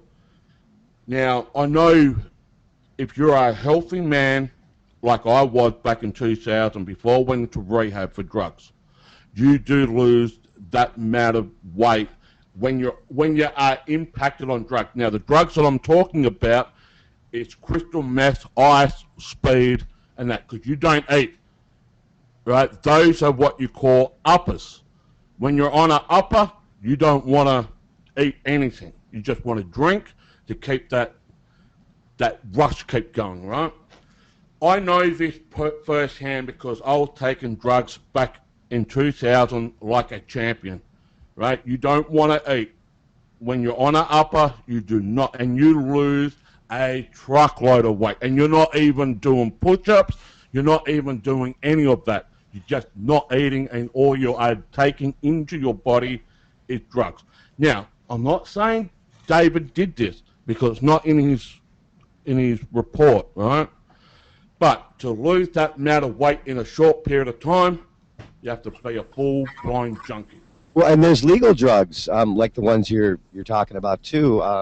Working all those hours and such. Was he taking something like Adderall? That'd be another.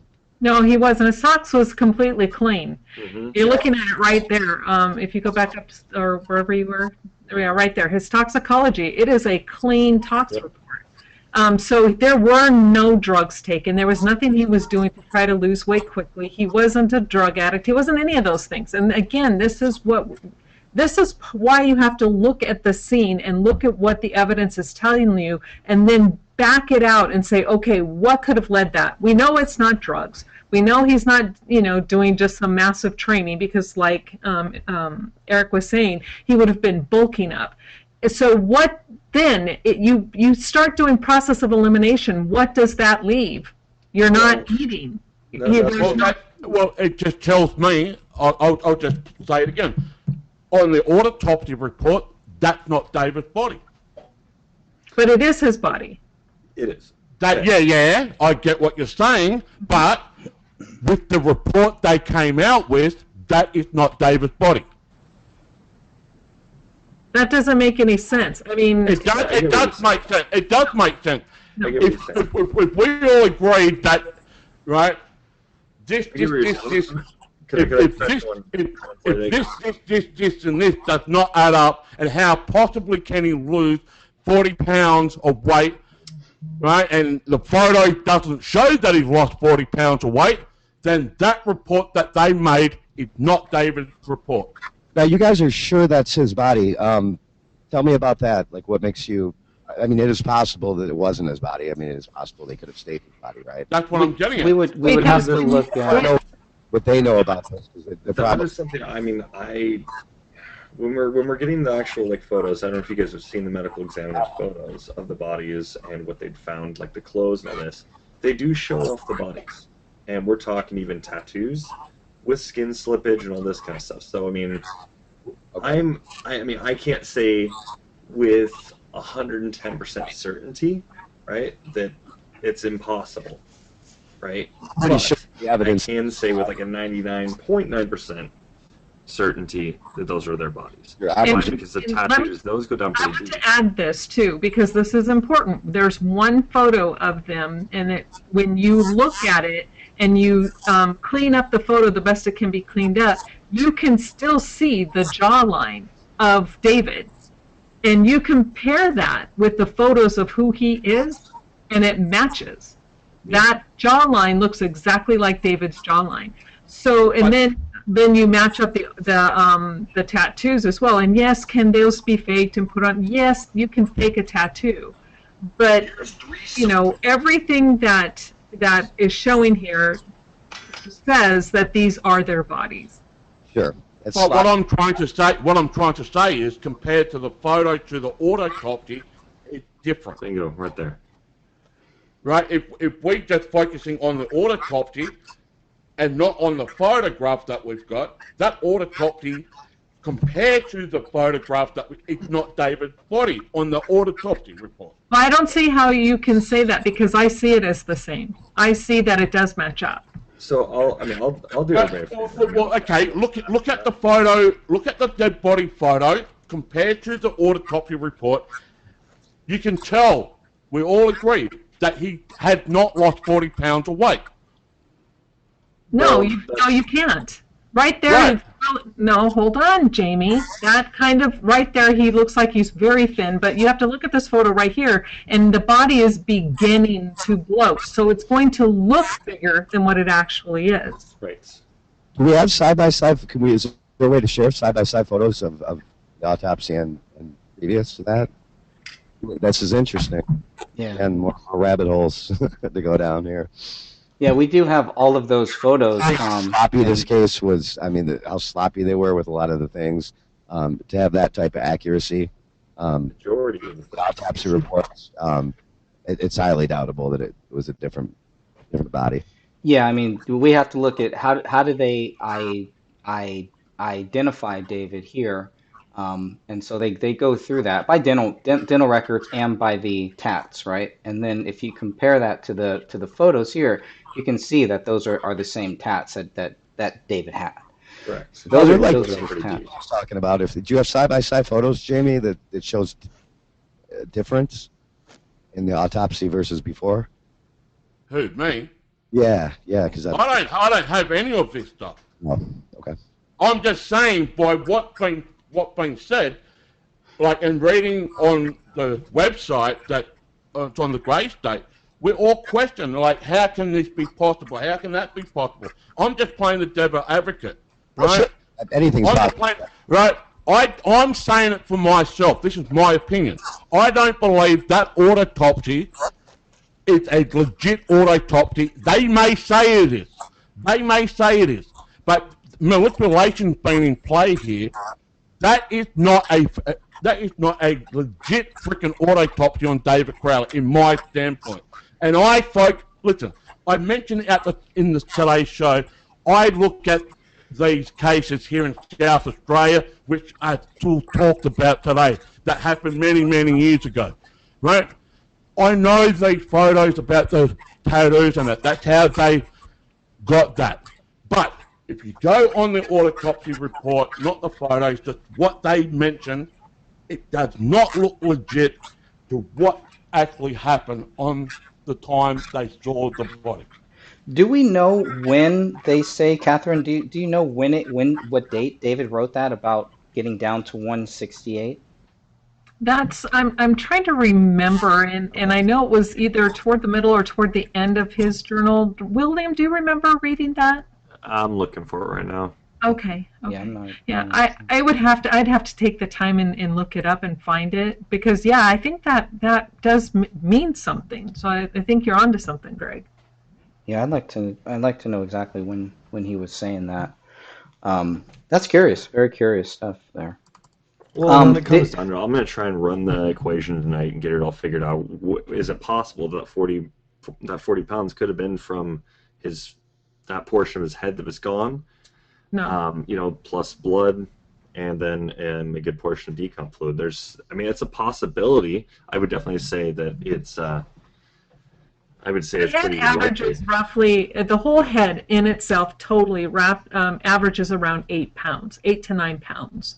Blood itself, the full volume might be a pound or two. And as far as decompositional fluid, that wouldn't even come into play, because that's what's created as the body decomposes and breaks down. It turns from a solid into a liquid. So that wouldn't even be part of it. So you're just really looking at the missing of the head, a hand, and the blood, which would not equal 40 pounds. So where are they getting with the this? blood? I mean, that's the thing. How much blood do we know is in the body still? They didn't find any. I mean, the lividity is not there. If there's no lividity, there's no blood in that body. Unless they had him on a constant whatever, you're constantly flipping them all the time. But yeah. So I don't understand where they're getting this whole three-week theory from. It's not in the reports here, right? But obviously, so what makes them think that they were there for 3 weeks? It should be based on David's autopsy, right? Correct, but it seems to me that what they're doing is they're basing it on the last time they were either heard from, basically last time they were heard from or seen. And that to me is not, that just doesn't make sense, because you have to go by the body decomp status. It was so easy, like William was pointing out, it is so easy for them to get a really good timeline, but they didn't. Yeah, if it's early to moderate decomp, I mean, everything that they're putting in here, I would think, okay, well, they said, well, based on this, yeah, based on It's what a we're few seeing days. here. Yeah, when you look up any definition of early decomp, it's the first several days, 3-4 days. So when you have an ME stating early to moderate decomp, you're looking at maybe 4 to 10 days, 4 to 11 days, which is exactly what the ME said that I interviewed. He's like, no, those bodies are, he said 4 to 7 days, and then he said 10 days at most is what he would place those bodies being dead at. So, but yeah, and when you're looking at these autopsy reports, they are saying the same thing. They are basically reiterating what this other ME that I talked to, because they state early to moderate decomp is evidenced. That's crazy. It's crazy that the police would just kind of discount this. Yes.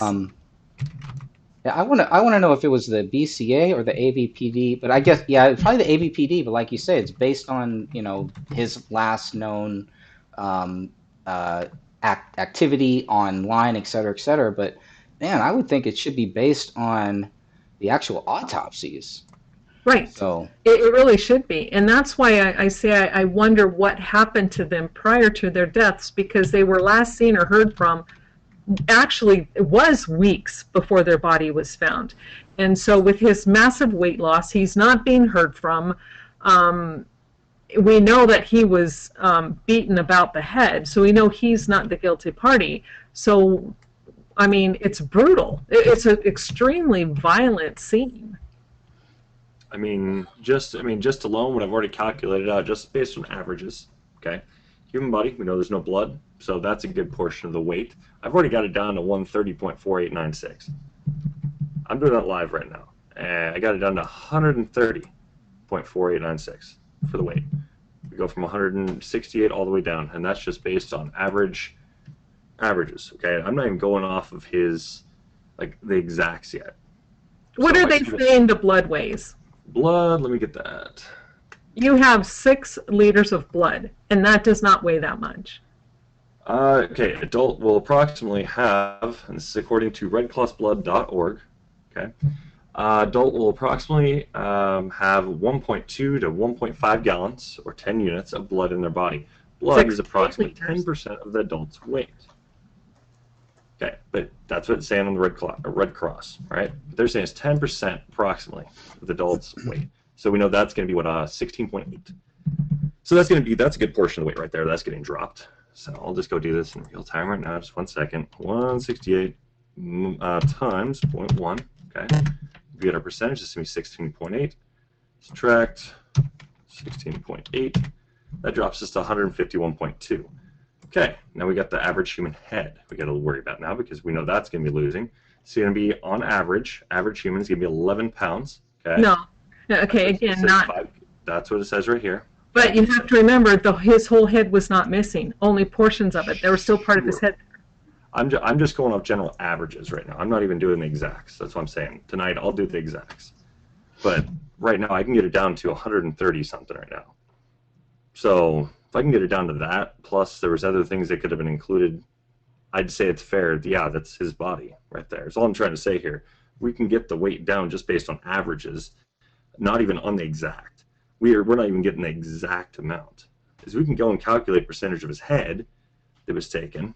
We can do that. We can do the hand, how much of that was taken, you know, up into the forearm and all this. We can go and we can get percentage on this. We can calculate that out. Plus, if we know that he's missing all of his blood, right, then we can just go and do the simple math there, and we can break it down. That's his body. Oh, I agree with you. That definitely is his body. Like I said, I'm not trying to disagree with you. I'm actually agreeing with you. Oh, no. I'm just trying to show Jamie out that, yeah, this is his body. Right. This totally is. The curious thing we have to remember is, and again, this is what sometimes I just feel like I'm beating my head against a wall with some. Not you guys. I'm thinking about others here. You know, is you have an empty bladder, you have an empty stomach, you have no bile. That is telling you he has not eaten, he has not drunk anything for a while before he died. And this is kind of what I'm trying to stress. What did that poor man go through? When you say a while, like how long?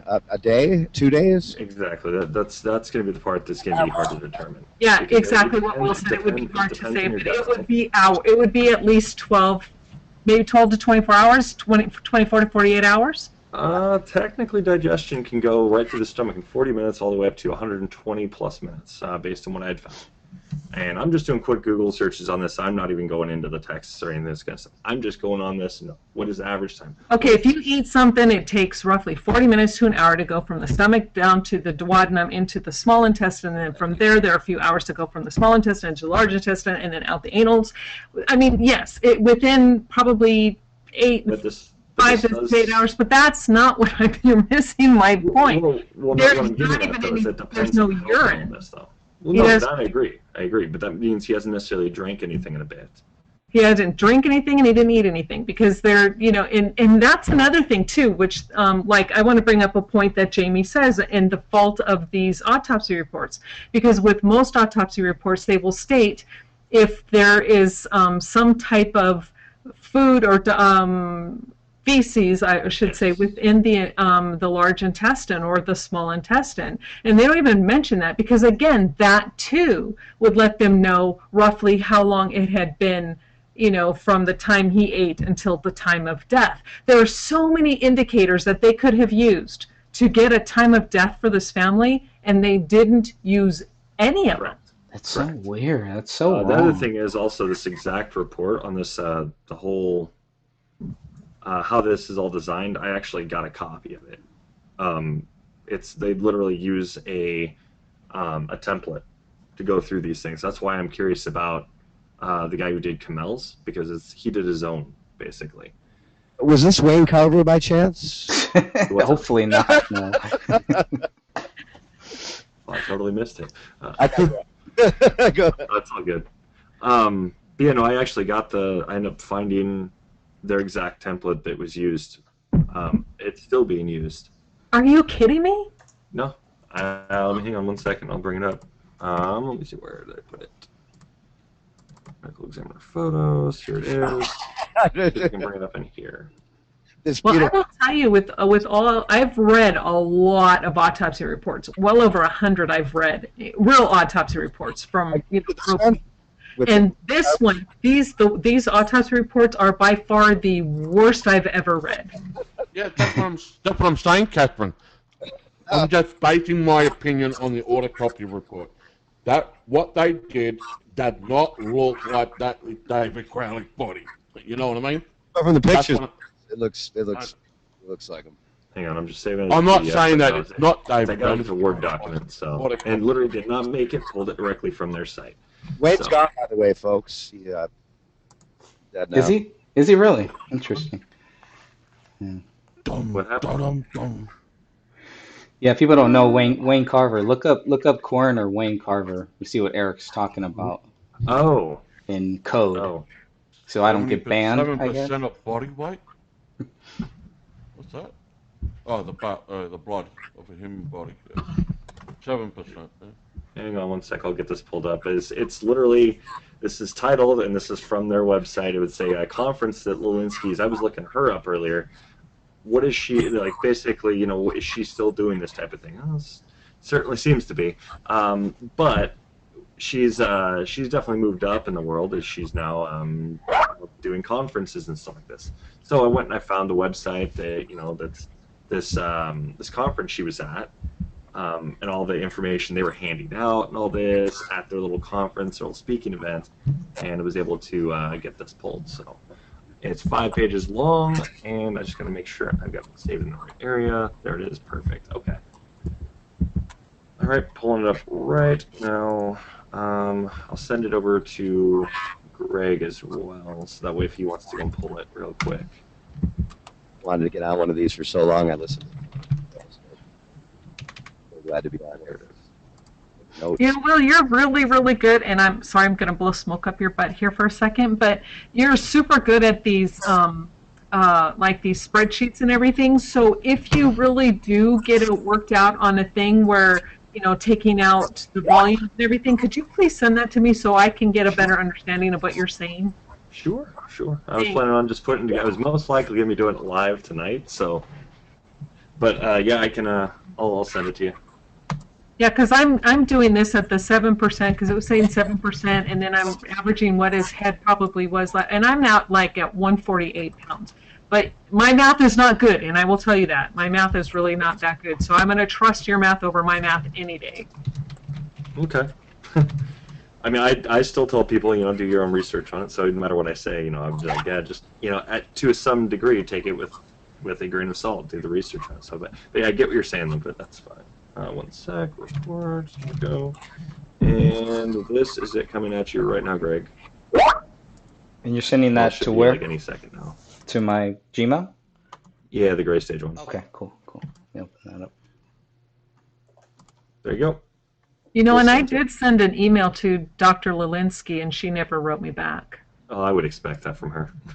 Yeah, I'm not giving her a call. I'm like, hey, can we talk about this for a second? Because I'm curious as to what exactly you included in this report. But I mean, if I'm being honest, I don't think she's going to necessarily have access to reports necessarily either anymore. That's true. So, us basically, we could always send her one, and then, hey, can you kind of tell us what you mean by this? See if that jogs her memory. Honestly, I don't think she probably even cares at this point. It was just a job, get it done, and then get it out of the way. Yeah, she was right out of medical school. She hadn't been an ME for like maybe a year or so. So she truly was new when this case came about. Yeah. Oh, no, you're kidding me. Generic autopsy report. What? You are not kidding, are you? No. Nope. And this is not the template that I have seen with other autopsy reports, I will tell you that. Holy cow. Right? Identification, generally comparison of antemortem and postmortem dental. That's my point. See, so it's like they've got a template they're doing. Is all they're doing, which that's lazy as hell, but whatever. A well-developed, well-nourished. Things very, very orderly. That's crazy. But it's one of those things that, when I saw this, I was just like, wait a second. I had to go and compare. I was like, okay. Oh, you were right. It's like, they did. They just plugged in the information. Oh, and my audience will show it. Is that not normal that they do that? I've never seen one like this. I would say that it would make sense to have something like this, but at the same time, everybody should be following it then. But even then, this thing should be extensive to the point where it covers everything, or at least a good portion of what you'd find through an autopsy. Is it this? Is it that? Is this occurring? Is this occurring? What? All this. Just going through all the details we need. And, well, I guess Hennepin County's got something going good for them, I guess. But wow. I know it's different with pretty much every single one I've seen, too, so... And this is why I don't think that they should do this, because, hold on, just stop and let's just read something. Sure. Go back up. Yeah. Okay, sure. Gastrointestinal. Or, yeah, right up there. The pelvies are unremarkable and ureters are normal and coarse in caliber. White bladder mucosa, ovularies, and intact bladder wall. The bladder contains approximately... Now, can you go up just a little bit more to the one just above that? Right there. Okay, the right and left kidneys weigh blank, blank, blank. The cut surfaces are red, tan, and congested with uniformly thick cortices and sharp corticomedullary junctions. Now, how could that be a standard thing depending on the type of body that you have? Now, if you have a super decomposed body, you're not going to be seeing any sharp corticomedullary junctions. Well, and the thing is, what this is there for is just basically, it's just cut and dry. They can adjust these things. I mean, that's my point, is that it would have to be adjusted with every single autopsy, so I don't see how they're using this. Well, what I'm getting at is, like, you look at their categories they have, okay? So, for instance, they have things like, in the internal, they have head, neck, body cavities, respiratory system, cardiovascular system, liver and all this. And you just keep going through these categories. So they have this in every single one of them, which they didn't. If you look at Kamel's, they didn't have every single one of these on there. Right. If you were to look and compare the whole setup of the reports, Kamel's was the one that was off. It's way different. They didn't have their own system set up for it, or that this guy was using. He just literally it almost looked like he just kind of wrote it on himself. Or he didn't do some of these tests, so he just didn't include it. But they should at least it should be noted, at least in there, did not test this, or didn't test this, or, things like this. That way they're going through, so they can just adjust each of these categories. This is how they should have it. So that way they know, okay, did I need to go check the pancreas? Did I need to check the adrenals? Things like this. The adrenals. Yeah, I mean, tomato. But it's one of those things. It's are you going to, use a template like this, or are you going to just, just kind of just off the top of your head, this is what I tested and this is everything else. But then you get two medical examiners. Now things don't necessarily add up. Because now, well, did you not test this, or did you just Well, they generally will record as they're doing the autopsy. And Right. then, so they're talking as they're doing this. So the fact that there's no, these guys have been doing this for so long, there's no need to have a template per se. And I'm looking at this template, and it's disturbing to me that, because there's so much information that they will lose and or not include that might be important. Correct. And that's something, like I said, I agree with. I think there needs, personally, I think the template's nice, is it makes the job easier. So they're just trying to get everything on the fast track as much as possible instead of having to sit there for however long. It's like me, I'm not necessarily the fastest typer, right? But I can type at a decent pace. When I really get going, I'm two-handed, but for the most part, I'm like 1-2 fingers, just kind of have to go and get into it. Well, not everybody can, even young kids that are younger than me that are getting into this. I mean, some of them, they don't type very fast either. Then there's people that's what they do for a living. They're Yeah, I did a business that did this, that did medical legal transcription. Sure. So that's what I'm getting at. So it's like you're going to probably be a faster typer than I am. So having something like this is going to go and expedite things a little bit more, because now I don't have to go through and lay everything out that I, for every single one of these. It's just, bam, here's your template, type it in. So we're seeing. And this is from experience, I'm telling you, this is not useful. This would be a pain in the ass, because then you'd have to stop and fill in blanks instead of just typing out what's dictated by the doctor during the autopsy. That is so much easier. You have this in your ears, you're just typing away. This one you have to stop and plug, stop and plug, stop and plug. So it's a pain in the ass. Well, and it could be, but at the same time, think of it from the other. But think about it from this perspective. At the same time, if there's like, he doesn't cover this, you just go on to the next section. You don't even have to stop and type. Just go on to the next section. You can always go back to that. No, okay. You clearly have not done this job. I'm telling you, doing a template like this is not helpful for a typist or someone who transcribes this medical information. It's just better to listen to what they're saying, and you fill it in and you type it out as they go, because they'll go, okay, now we're into the gastrointestinal system. You do that, and then you type out every word they say. Now heart, you type in everything they say. It's just so much faster that way than to do a template. It's not even rationally valid. Basically, Right. It makes no sense. Right. Whatsoever. All right, well, I think it's right. I think it makes sense, because I know I like to have templates, that way I can just quickly just do something. Well, okay, then try it. And I'm not being, I know I'm Maybe also don't know coming off for a as fact if they have confrontational, but I am something. telling you, unless you actually do this, it may seem like it's a good idea, but if you're the one who's typing this out, and if you had to stop and fill in stuff like this, it would take up 10 times the amount of time. And you've done this. I did it. This was my business. I did it for 5 years. Would this be more useful for maybe for training purposes than anything else? The only thing I can think of why they would do this is so that maybe someone could get a general idea of what it would look like when it's complete, but not something that I would take and fill in. I mean, the main thing that sticks out to me is still that the date and hour of death. It's like that's what they're supposed to determine that, right? That's what Right. this is supposed to do. And when you look at for David and for everybody else, they just say, oh, they were found on 117. Well, who cares when they were found? Well, okay, and let me explain that too, because generally why they do that, and this is why they're considered to have died on January 17th, because if they don't have a solid and they don't know for sure, like say if you saw someone like, you know, when somebody's out there being chased by the cops, they're breaking the law, they get shot and they killed. You know exactly the moment they died. Right. But in cases like this, they go on the date that they are found and on the time that the bodies were called, like the call. 12:56 p.m. was when the call came in.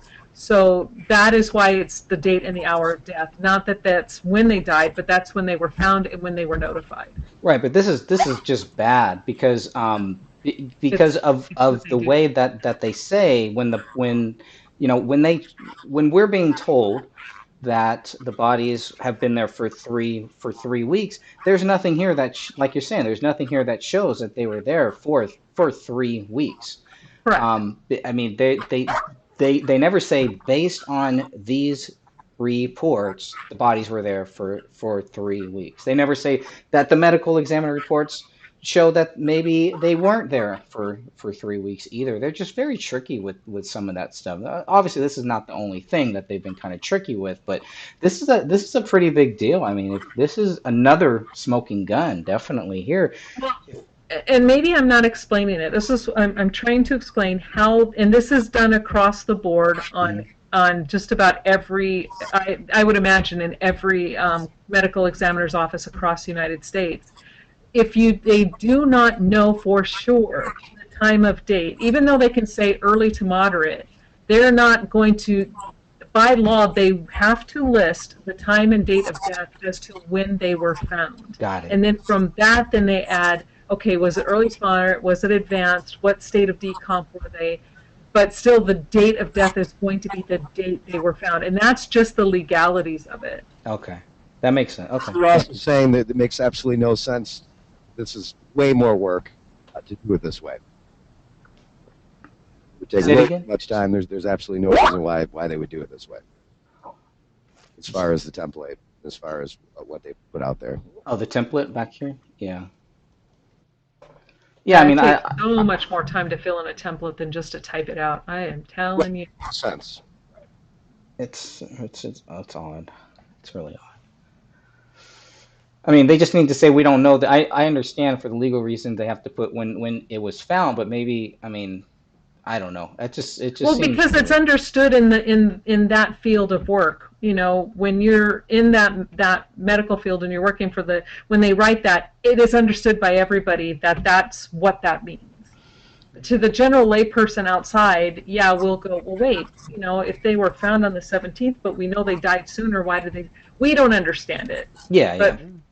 They do. It's their lingo. Yeah, it just They seems weird. did the same thing with JFK. Remember, 2 different autopsy reports. Yeah. Well, like Handy's took, apparently the coroner didn't pronounce him dead. The people were pronounced dead before the coroner even had a chance to. And the coroner is the one who does the final report. You know, again, that's one of my favorite cases. That's why I bring it, because I see a lot of parallels between that and this.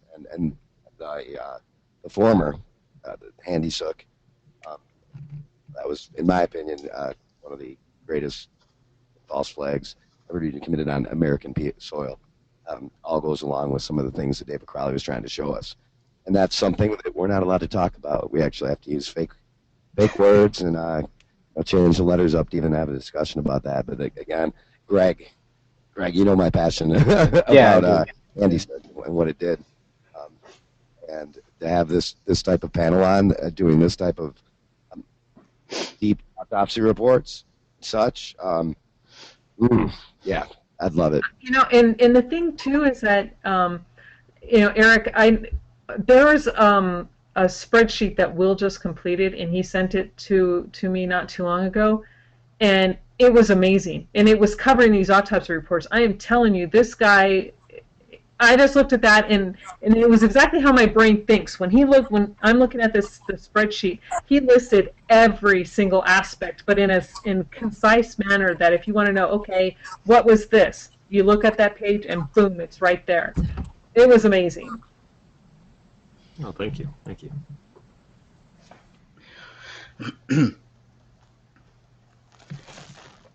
Yep. Yeah, that's I just can't get over that. For some reason, it just, I don't know. That really, one of the main things that really bothers me. One of many things. So it must be It's just crazy how you hear, because that was the main thing. Every news report said that, I think even the press release reports even said that the bodies were there for 3 weeks, et cetera, et cetera. And it's like, with the autopsies don't match that. The autopsies don't say that. They just say when it was found. Um, I would rather. I mean, shouldn't there be some type of conclusion or something like indeterminate when the bodies, how long the bodies have been in the house? Shouldn't the medical examiner put that in here Can I somewhere? just, well, Greg, can I just bring up Sure. a point now? Just like Handy Sook, what we have here. Again, Yeah. Apple Valley Police declared a murder-suicide like almost immediately. Yeah. Well, I want to bring up a valid point. I want to bring up a valid point. So, back in the 90s, when I was living in Western Australia, they had what they call the Claremont serial killer. Now, can someone just type that in? I want to find out when they found that one of the first body in the bushland, how long after that body was found in the scrubland, because they found that body decomposed. Now, she was abducted at Claremont. 3 women was abducted. One of the women was never found. That was Sarah Spears.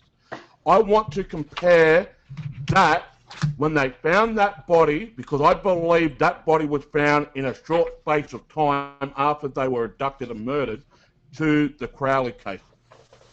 Because if the body was found within 3 weeks after the body was abducted, then we can say something here. So was she outside? What was the temperature? I mean, there's a lot of variables, Right. Unless it was winter time and it was 30 degrees or colder outside in a house, you can't really. Okay. We're not talking, or we don't want to look at the first one. Sarah Spears was not found. I want to go to the second person. The second person. It was in winter, early hours of Sunday, 9th of June, 1996, Jane Rimmer. That is winter here in Australia. Okay, and was she outside? I don't know this case, so I'm asking. Was she found outside or inside? She was at a nightclub, but Okay. she met a guy. Apparently, he offered her a lift, and he abducted and killed her inside his own vehicle, and body was dumped in the scrubland. So the body was outside. Yeah, so her decomp rate is going to be different than it was at the Crowleys. But she was murdered inside the vehicle. It doesn't matter where you're murdered, it's mattered where your body ends up being located during the decomp process. I mean, I shouldn't say it doesn't matter where you're murdered, because, I mean, obviously. It doesn't. But in this... Where the body is when it's found. Yes. I want to find, but I want to find, 55 days later on in August, so it was, her body, the second person was 55 days later after her abduction and murder, right? So when was... Yeah, because if it's winter time there, how cold does it get? Do you know how cold it gets there? In Perth, you can get down to -4 degrees Celsius. So, okay, so pretty cold.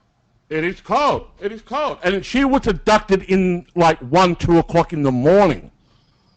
Okay, so in this case, and it's just a guess, and especially since even though he killed her in a car, he dumped her body outside. It's winter time. It gets super cold, so she could have been frozen. So the body would have been kind of preserved. And again, it's not the same. I don't think we could compare that to the Crowleys. No. But I'm just saying, when the body was found, her body was found 55. I thought her body was found in a short space of time. But No. Jane Rimmer's body was found 55 days after her abduction and murder. According to the Crowleys, 3 weeks, give or take. Yeah, 55 days. That's almost 2 months. Yeah, almost 2 months. It's a month and a half. Yeah. And the third body, the third body, which was 9 months later, she was abducted at the same spot, 12:30. That was at the end of summer of '97. Her body was found 19 days later. 19 days later, the third body, Kira Glennon, So Sarah Spears was not found. Her body has never been found. But the third body was Clara Glennon. It was found 19 days later. Well, what do you think the correlation to this is, to the Crowley case? Because it seems like... No, I'm just comparing because they were saying that the body was mummified. I'm just saying, all right, how long after the murder, so to speak, till they found the body? And I'm just saying, okay, I know 2 bodies that were found in the case over in Western Australia that were decomposed. We're talking about the decomposition. Rather than inside, as far as the state of the body, right? No, it doesn't matter. I'm not talking about whether it's inside or not. I'm just saying how quickly can a body decompose. That is the point, though, Jamie, because it matters where the body is located, and it matters the elements matter. This is just my opinion. I believe the bodies of David Crowley and the family was murdered outside the house, not inside. I don't have any proof. I mean, that could be very well true. I mean, it really could, but again, their bodies then lay inside the house, and again, it's just as a stage play.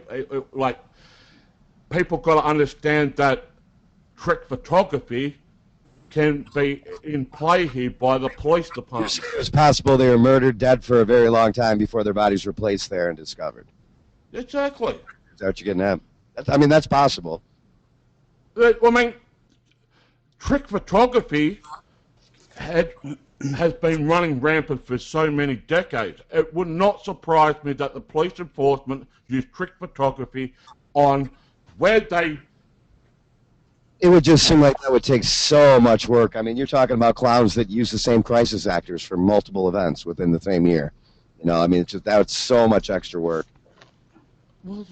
And you know what Jamie's saying, though, is I know a lot of other people have said the same thing, and that's the frustrating thing about not being able to get the entire ME's report. Now, there are 2 separate reports. There's an autopsy report and an ME report. And the ME report is usually the one that's really long and very thorough. And that would be where it would state if they had noticed if a body was frozen. Because you can tell on autopsy, generally, if there's early stages of decomp, you can tell if a body has been frozen.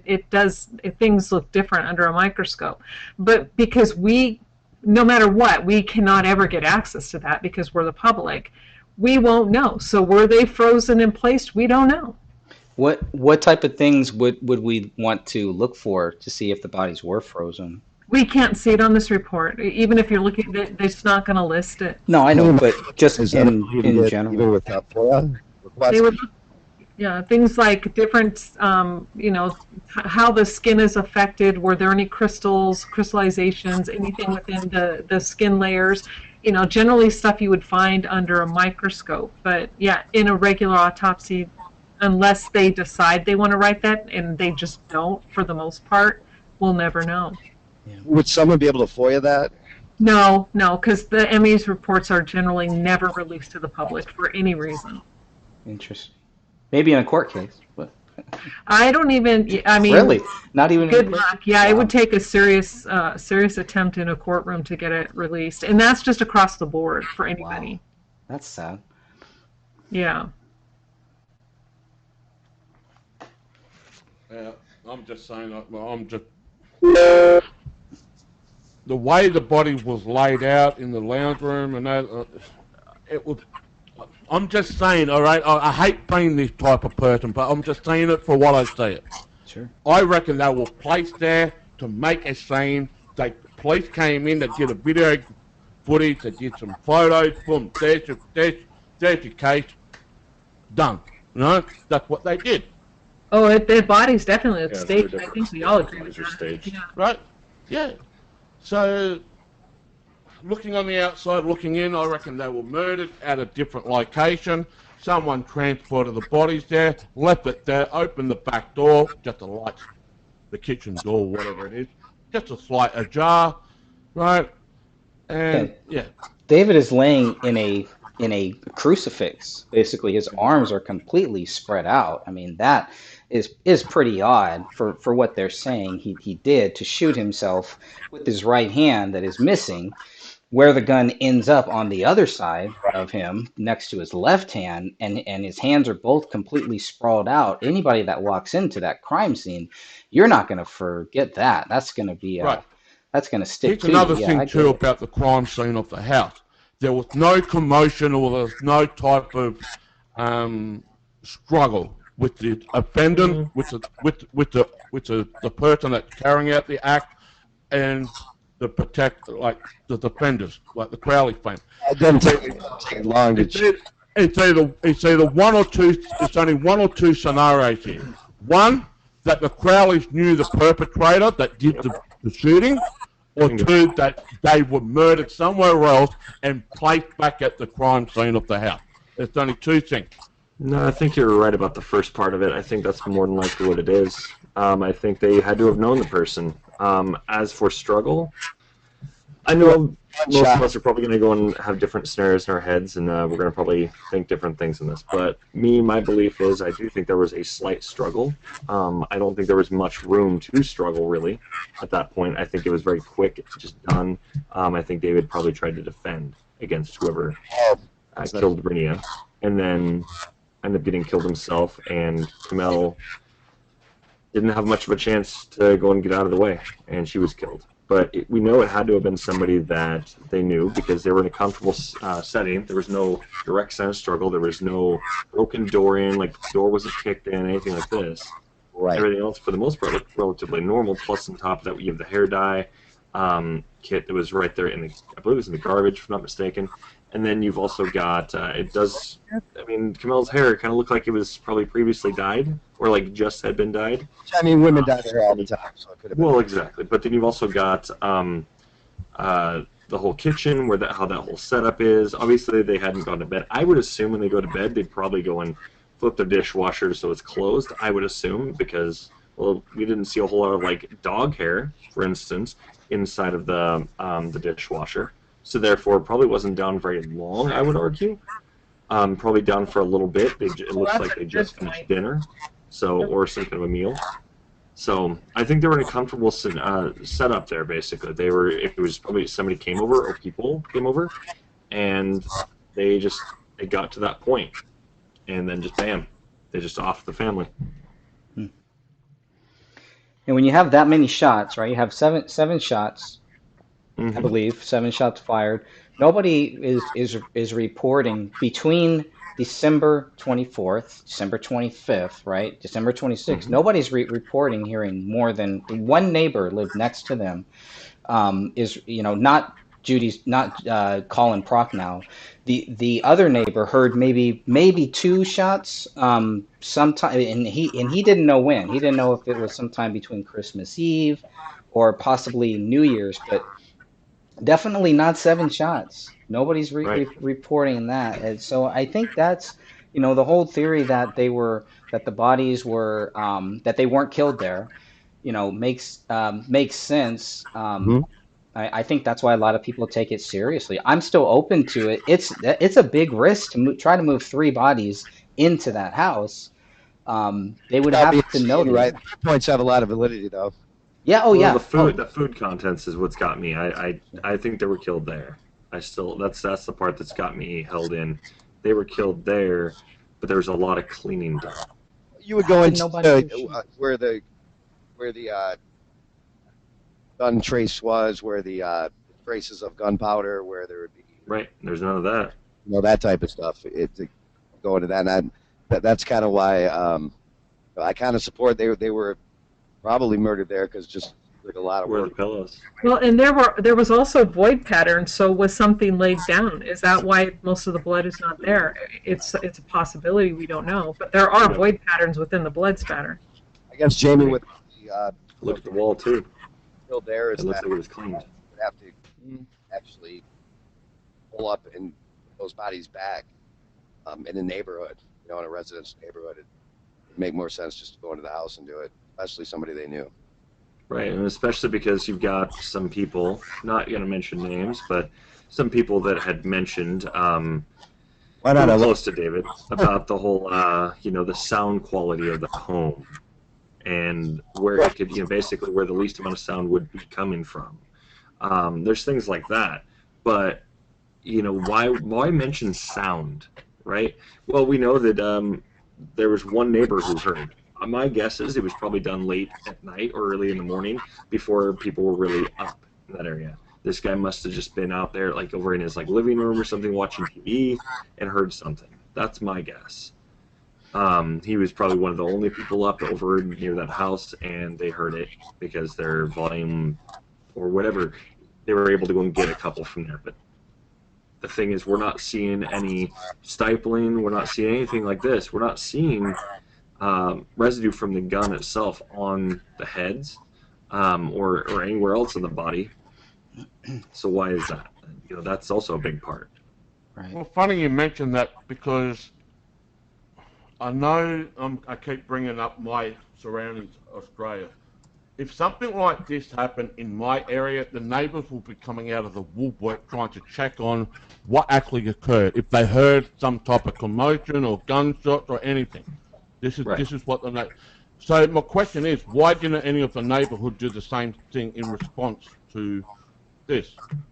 Right. I mean, we've heard rumours that there was some arguing going on inside the house. Okay, well, why didn't you approach the house if you heard some arguing? Some people say, oh, we heard some firecrackers. We thought we heard some firecrackers going on. Right. Well, if that's the case, why don't you go and do what a normal citizen would do, if you want, what normal, okay. Anyway, just like any other citizen would in the neighbourhood, would go and check on your surroundings. And it's not like they've got divided fences like we do here in Australia. Our neighbours, you've got to look over the fence into someone else's property.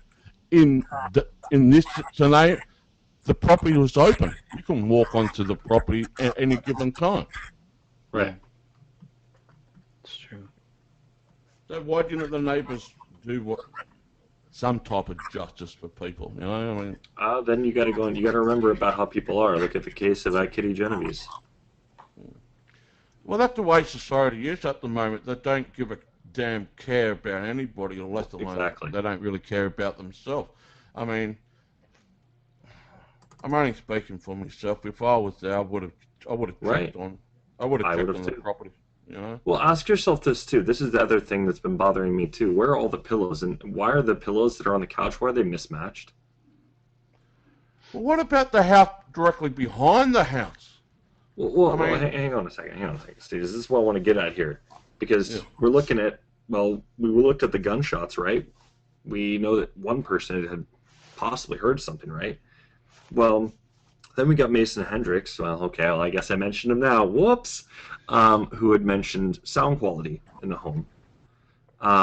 You know, so could it have been possibly, and I think, if I'm not mistaken, Greg would probably be able to back me up on this. If I'm not mistaken, didn't he also say something along the lines of, well, he could have done it with all the pillows, and the way the house is situated, the acoustics of it, or whatever, it would have been possible, right? Yeah, he said that. Right. Okay, see, so you get where I'm going with this. Well, then, we got a bunch of cotton on the ground. Okay, we can see just tufts of that everywhere.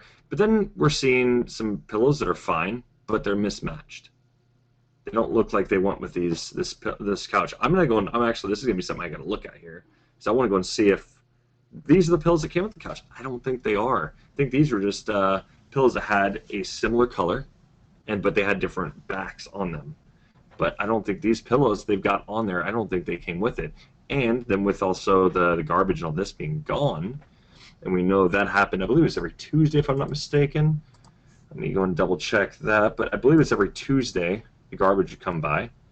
Right. And over in his area, I'm bringing it up right now. Let's see, Tuesday. Yeah, that'd be Tuesday.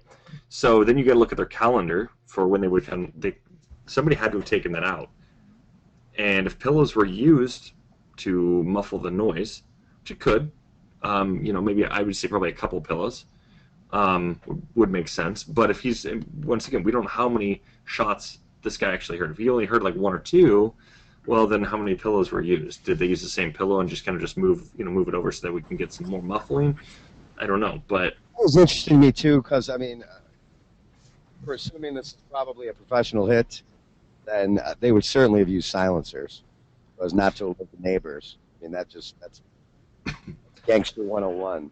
I was just about to go on to say that, Eric. But I thought that was never brought up by Mason or anyone else either. But the pillow thing was. Well, then we'd have to. I mean, that's the thing is we'd have to actually look at the gun itself. Is the gun that's got blood on all this? Was that actually the one used? What we're seeing from the reports, if I'm not mistaken, I'm pretty sure I'm 100% on this that that was the gun used. They were able to go and deduce that that was the gun used. But then you see in there that that trash is empty right there. That's interesting. But this one isn't. So there's something in this one. You got a couple pieces. This has just been emptied.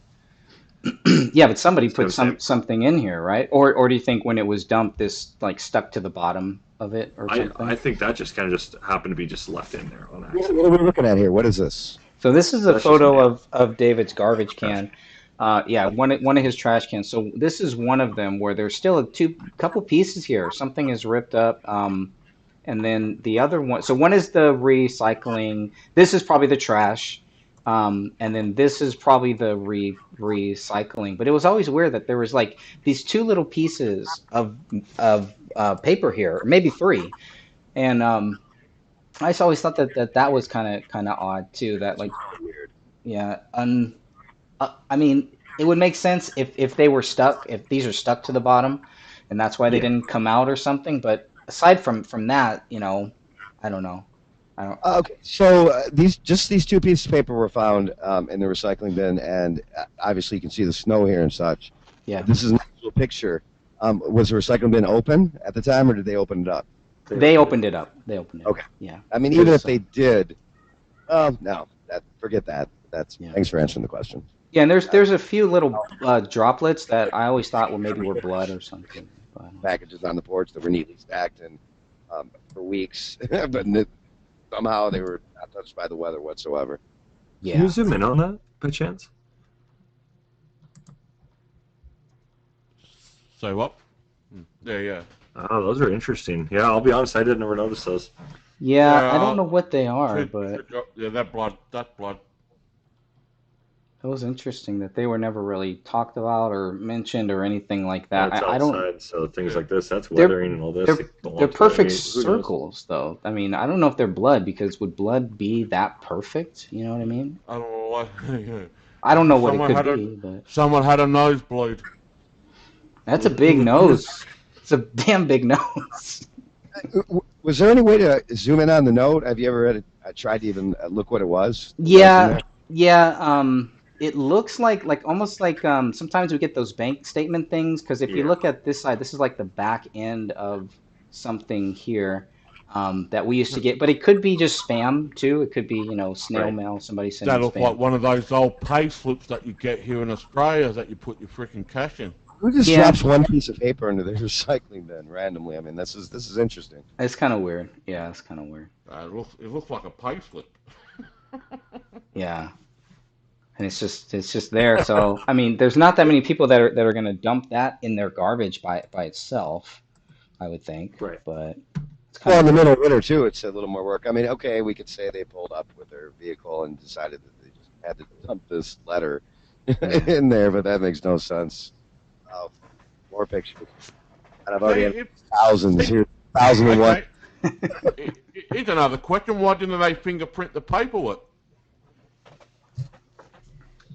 Yeah, I don't know. There's a lot of things they probably should have done some tests on they didn't do. I mean, I get where that comes from, is that does come down to money, so we'd have to look at what kind of funding did their lab have, and things like this. You'd have to look at things like that. Yeah. So what tests are going to be allowed to run? But even then, basically it's going to come down to budget. It will come down to that. So if this is a very, very low, a low budget police department, and they bring, they're bringing in the DCN and all this. So then we're looking at, okay, who's getting this, who's paying for this? Is it going to be the county or is it going to be the city, right? Right. So this was the other thing that kind of looked weird because when I first saw this, like, well, that looks like blood. I don't know what blood would look like if it's dried up, set in here. So I don't know. I would think it would be darker, but I really don't know. So I don't know what this is. Greg, these certainly aren't crime scene photos, right? I mean, because they wouldn't. I wouldn't think that they would put a crash. Who did this? Are these crime scene photos? Yeah, these are. Yeah. They took a whole lot of crime scene photos. They sure did. It's like they're poking fun at you. Yeah, they took a lot of them, and they didn't want to share them. Yeah, it just looking through some of these photos, look like everything's been placed there. What I call trick photography. Yeah. And it's been placed there. It had to be in a specific, in a specific way. It's got to be in a specific position. It looks like trick photography. Anyone can do this, even us, if we really wanted to. Trick photography. Yeah. Great points, my friends. I think we need to wrap this one up here, but I would like to get some final thoughts from everyone. I mean, tomorrow is January 17th, 2022, and that will mark 7 years since the bodies were found. So I know Catherine may have some thoughts on that, and I think she wants to come back tomorrow, and we're going to go through everything that kind of happened, everything that we know about January 17th. Is that right, Catherine? Yeah, and I just thought it was going to be a kind of like a good way to remember the family and then to bring to light, the basics of the case of what we know for sure. So, we keep them in the public eye and remember them. It's currently the 17th of January here in Australia, Monday the 17th, so, yeah. You're time traveling. I'm doing a whole show on everything we know about the case tonight, everything that's 110% fact. Oh yeah, that's right. We'll tell people where people can where they can watch you guys live. can find me on twitch.tv/Strange Investigations. That is as strange as in STRANGE Investigations, all one word. And that will be starting tonight at about 9 p.m. Okay. And then Jamie, you're on Twitch too. What time zone? Oh yeah, time zone. Pacific Standard Time. I'll be only live streaming today on Twitch. I'm banned on YouTube. Both my channels are banned. So, yeah, Southern Truth 2 or Southern Truth 79 on Twitch. The last time we did David Crowley on Twitch, I got a 35-day ban because we showed the photos of the crime scene of the dead bodies. Yeah. So, yeah. We don't have freedom of speech. That's what it is. We don't. We've been. I mean, with the bodies, I mean, I get that to some degree. That one, I understand that part, but when it comes to like, just because I know that they do have a policy on that one, I do know that. But I mean, yeah. So 10 p.m. Eastern, I'll be on Twitch tonight and tomorrow and Wednesday, which is 2 days time. I'll be back on YouTube. So. Awesome. Hell yeah, man. And Mr. Spitfire, you're still on YouTube. Your 30th channel has not been banned yet, as far as I know. No, I've had, I think, 10 now. Once I lost the one with over 1 million views, I keep class at this point. I just keep creating them. You can find me at the Sentinels of Truth on YouTube for as long as they'll allow me to stay up. And then it gets taken down, then I'll just create another one under the Sentinels of Truth. And again, it's been a pleasure being on this broadcast with all y'all, learning, writing things down, looking at things from a whole different perspective at times. Things that I had no idea about. I would love, Greg, are you down for this at some point? Absolutely. Doing a show and going over Handy Sook. Absolutely. Whenever you want. There's so many similarities. Do you have the coroner's reports for those, Eric? For that case? Are there any out there? Or? I mean, I briefly skimmed over, the basics. When you say do your own research, generally most don't go as deep as and and the other guest. What is your name? Who, me? Will or Catherine? Or what are you talking about, Ross? Ross. Yeah, Ross just joined. Deeply into right down to it makes no sense that the format. These coroner reports makes no sense because it would take too long. There's just so many different. We'd have to probably do a 2-day show if we were going to do a Handy Sook one. Sure. But I'm digressing again. Most people, when you talk about doing your own research, they only kind of scrape the surface, and you guys are doing like a full forensic file type thing here, and I love it. Yeah, if you have, if you the coroner is supposed to pronounce deceased, not police at the scene, but this has happened to many false flags. Yeah, I think it would be nice to get Catherine's thoughts on the coroner's reports if you have a copy of those, or if you can get those. I'll do that. Okay. This is deep research way down the rabbit hole. Thanks again. You got it. And Ross, any final words here while we close this one down? I know you got some Zodiac stuff, some good Zodiac stuff going on. So.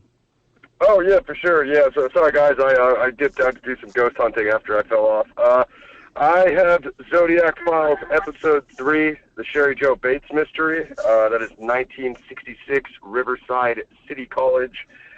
Some consider it a bit of an ancillary case to the main Zodiac mystery, but it's going to be interesting nonetheless. Check that out. I got a couple more interviews coming out on my channel, youtube.com/PlanetXFilm, and I don't know, Greg, there seems to be some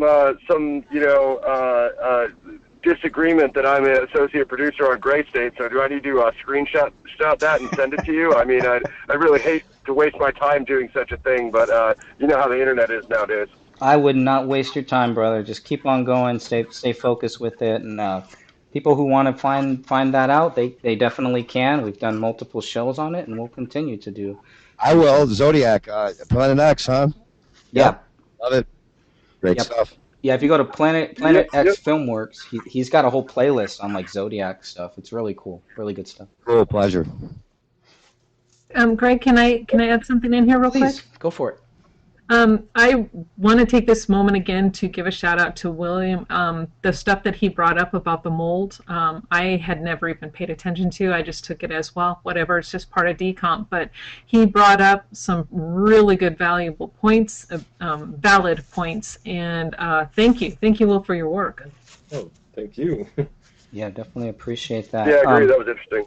Yeah, the mold thing is really a trip. I'm gonna have to sit on that one and really kind of think about that. But I'm really curious to hear more about that. Catherine, any final words? Let people know where they can catch you and your channel too. You have a new interview out too that I thought was pretty awesome.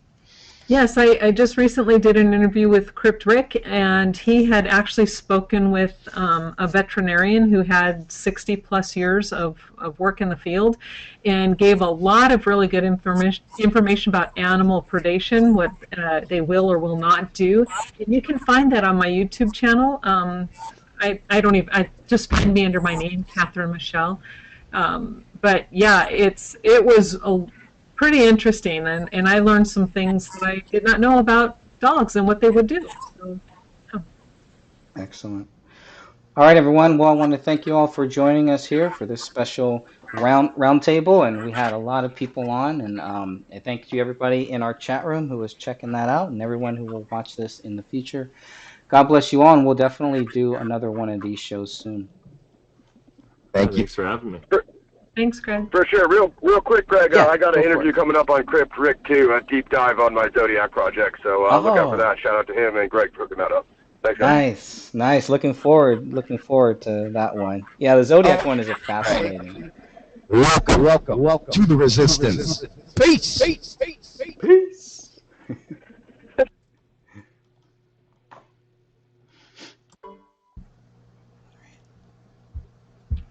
Okay, well.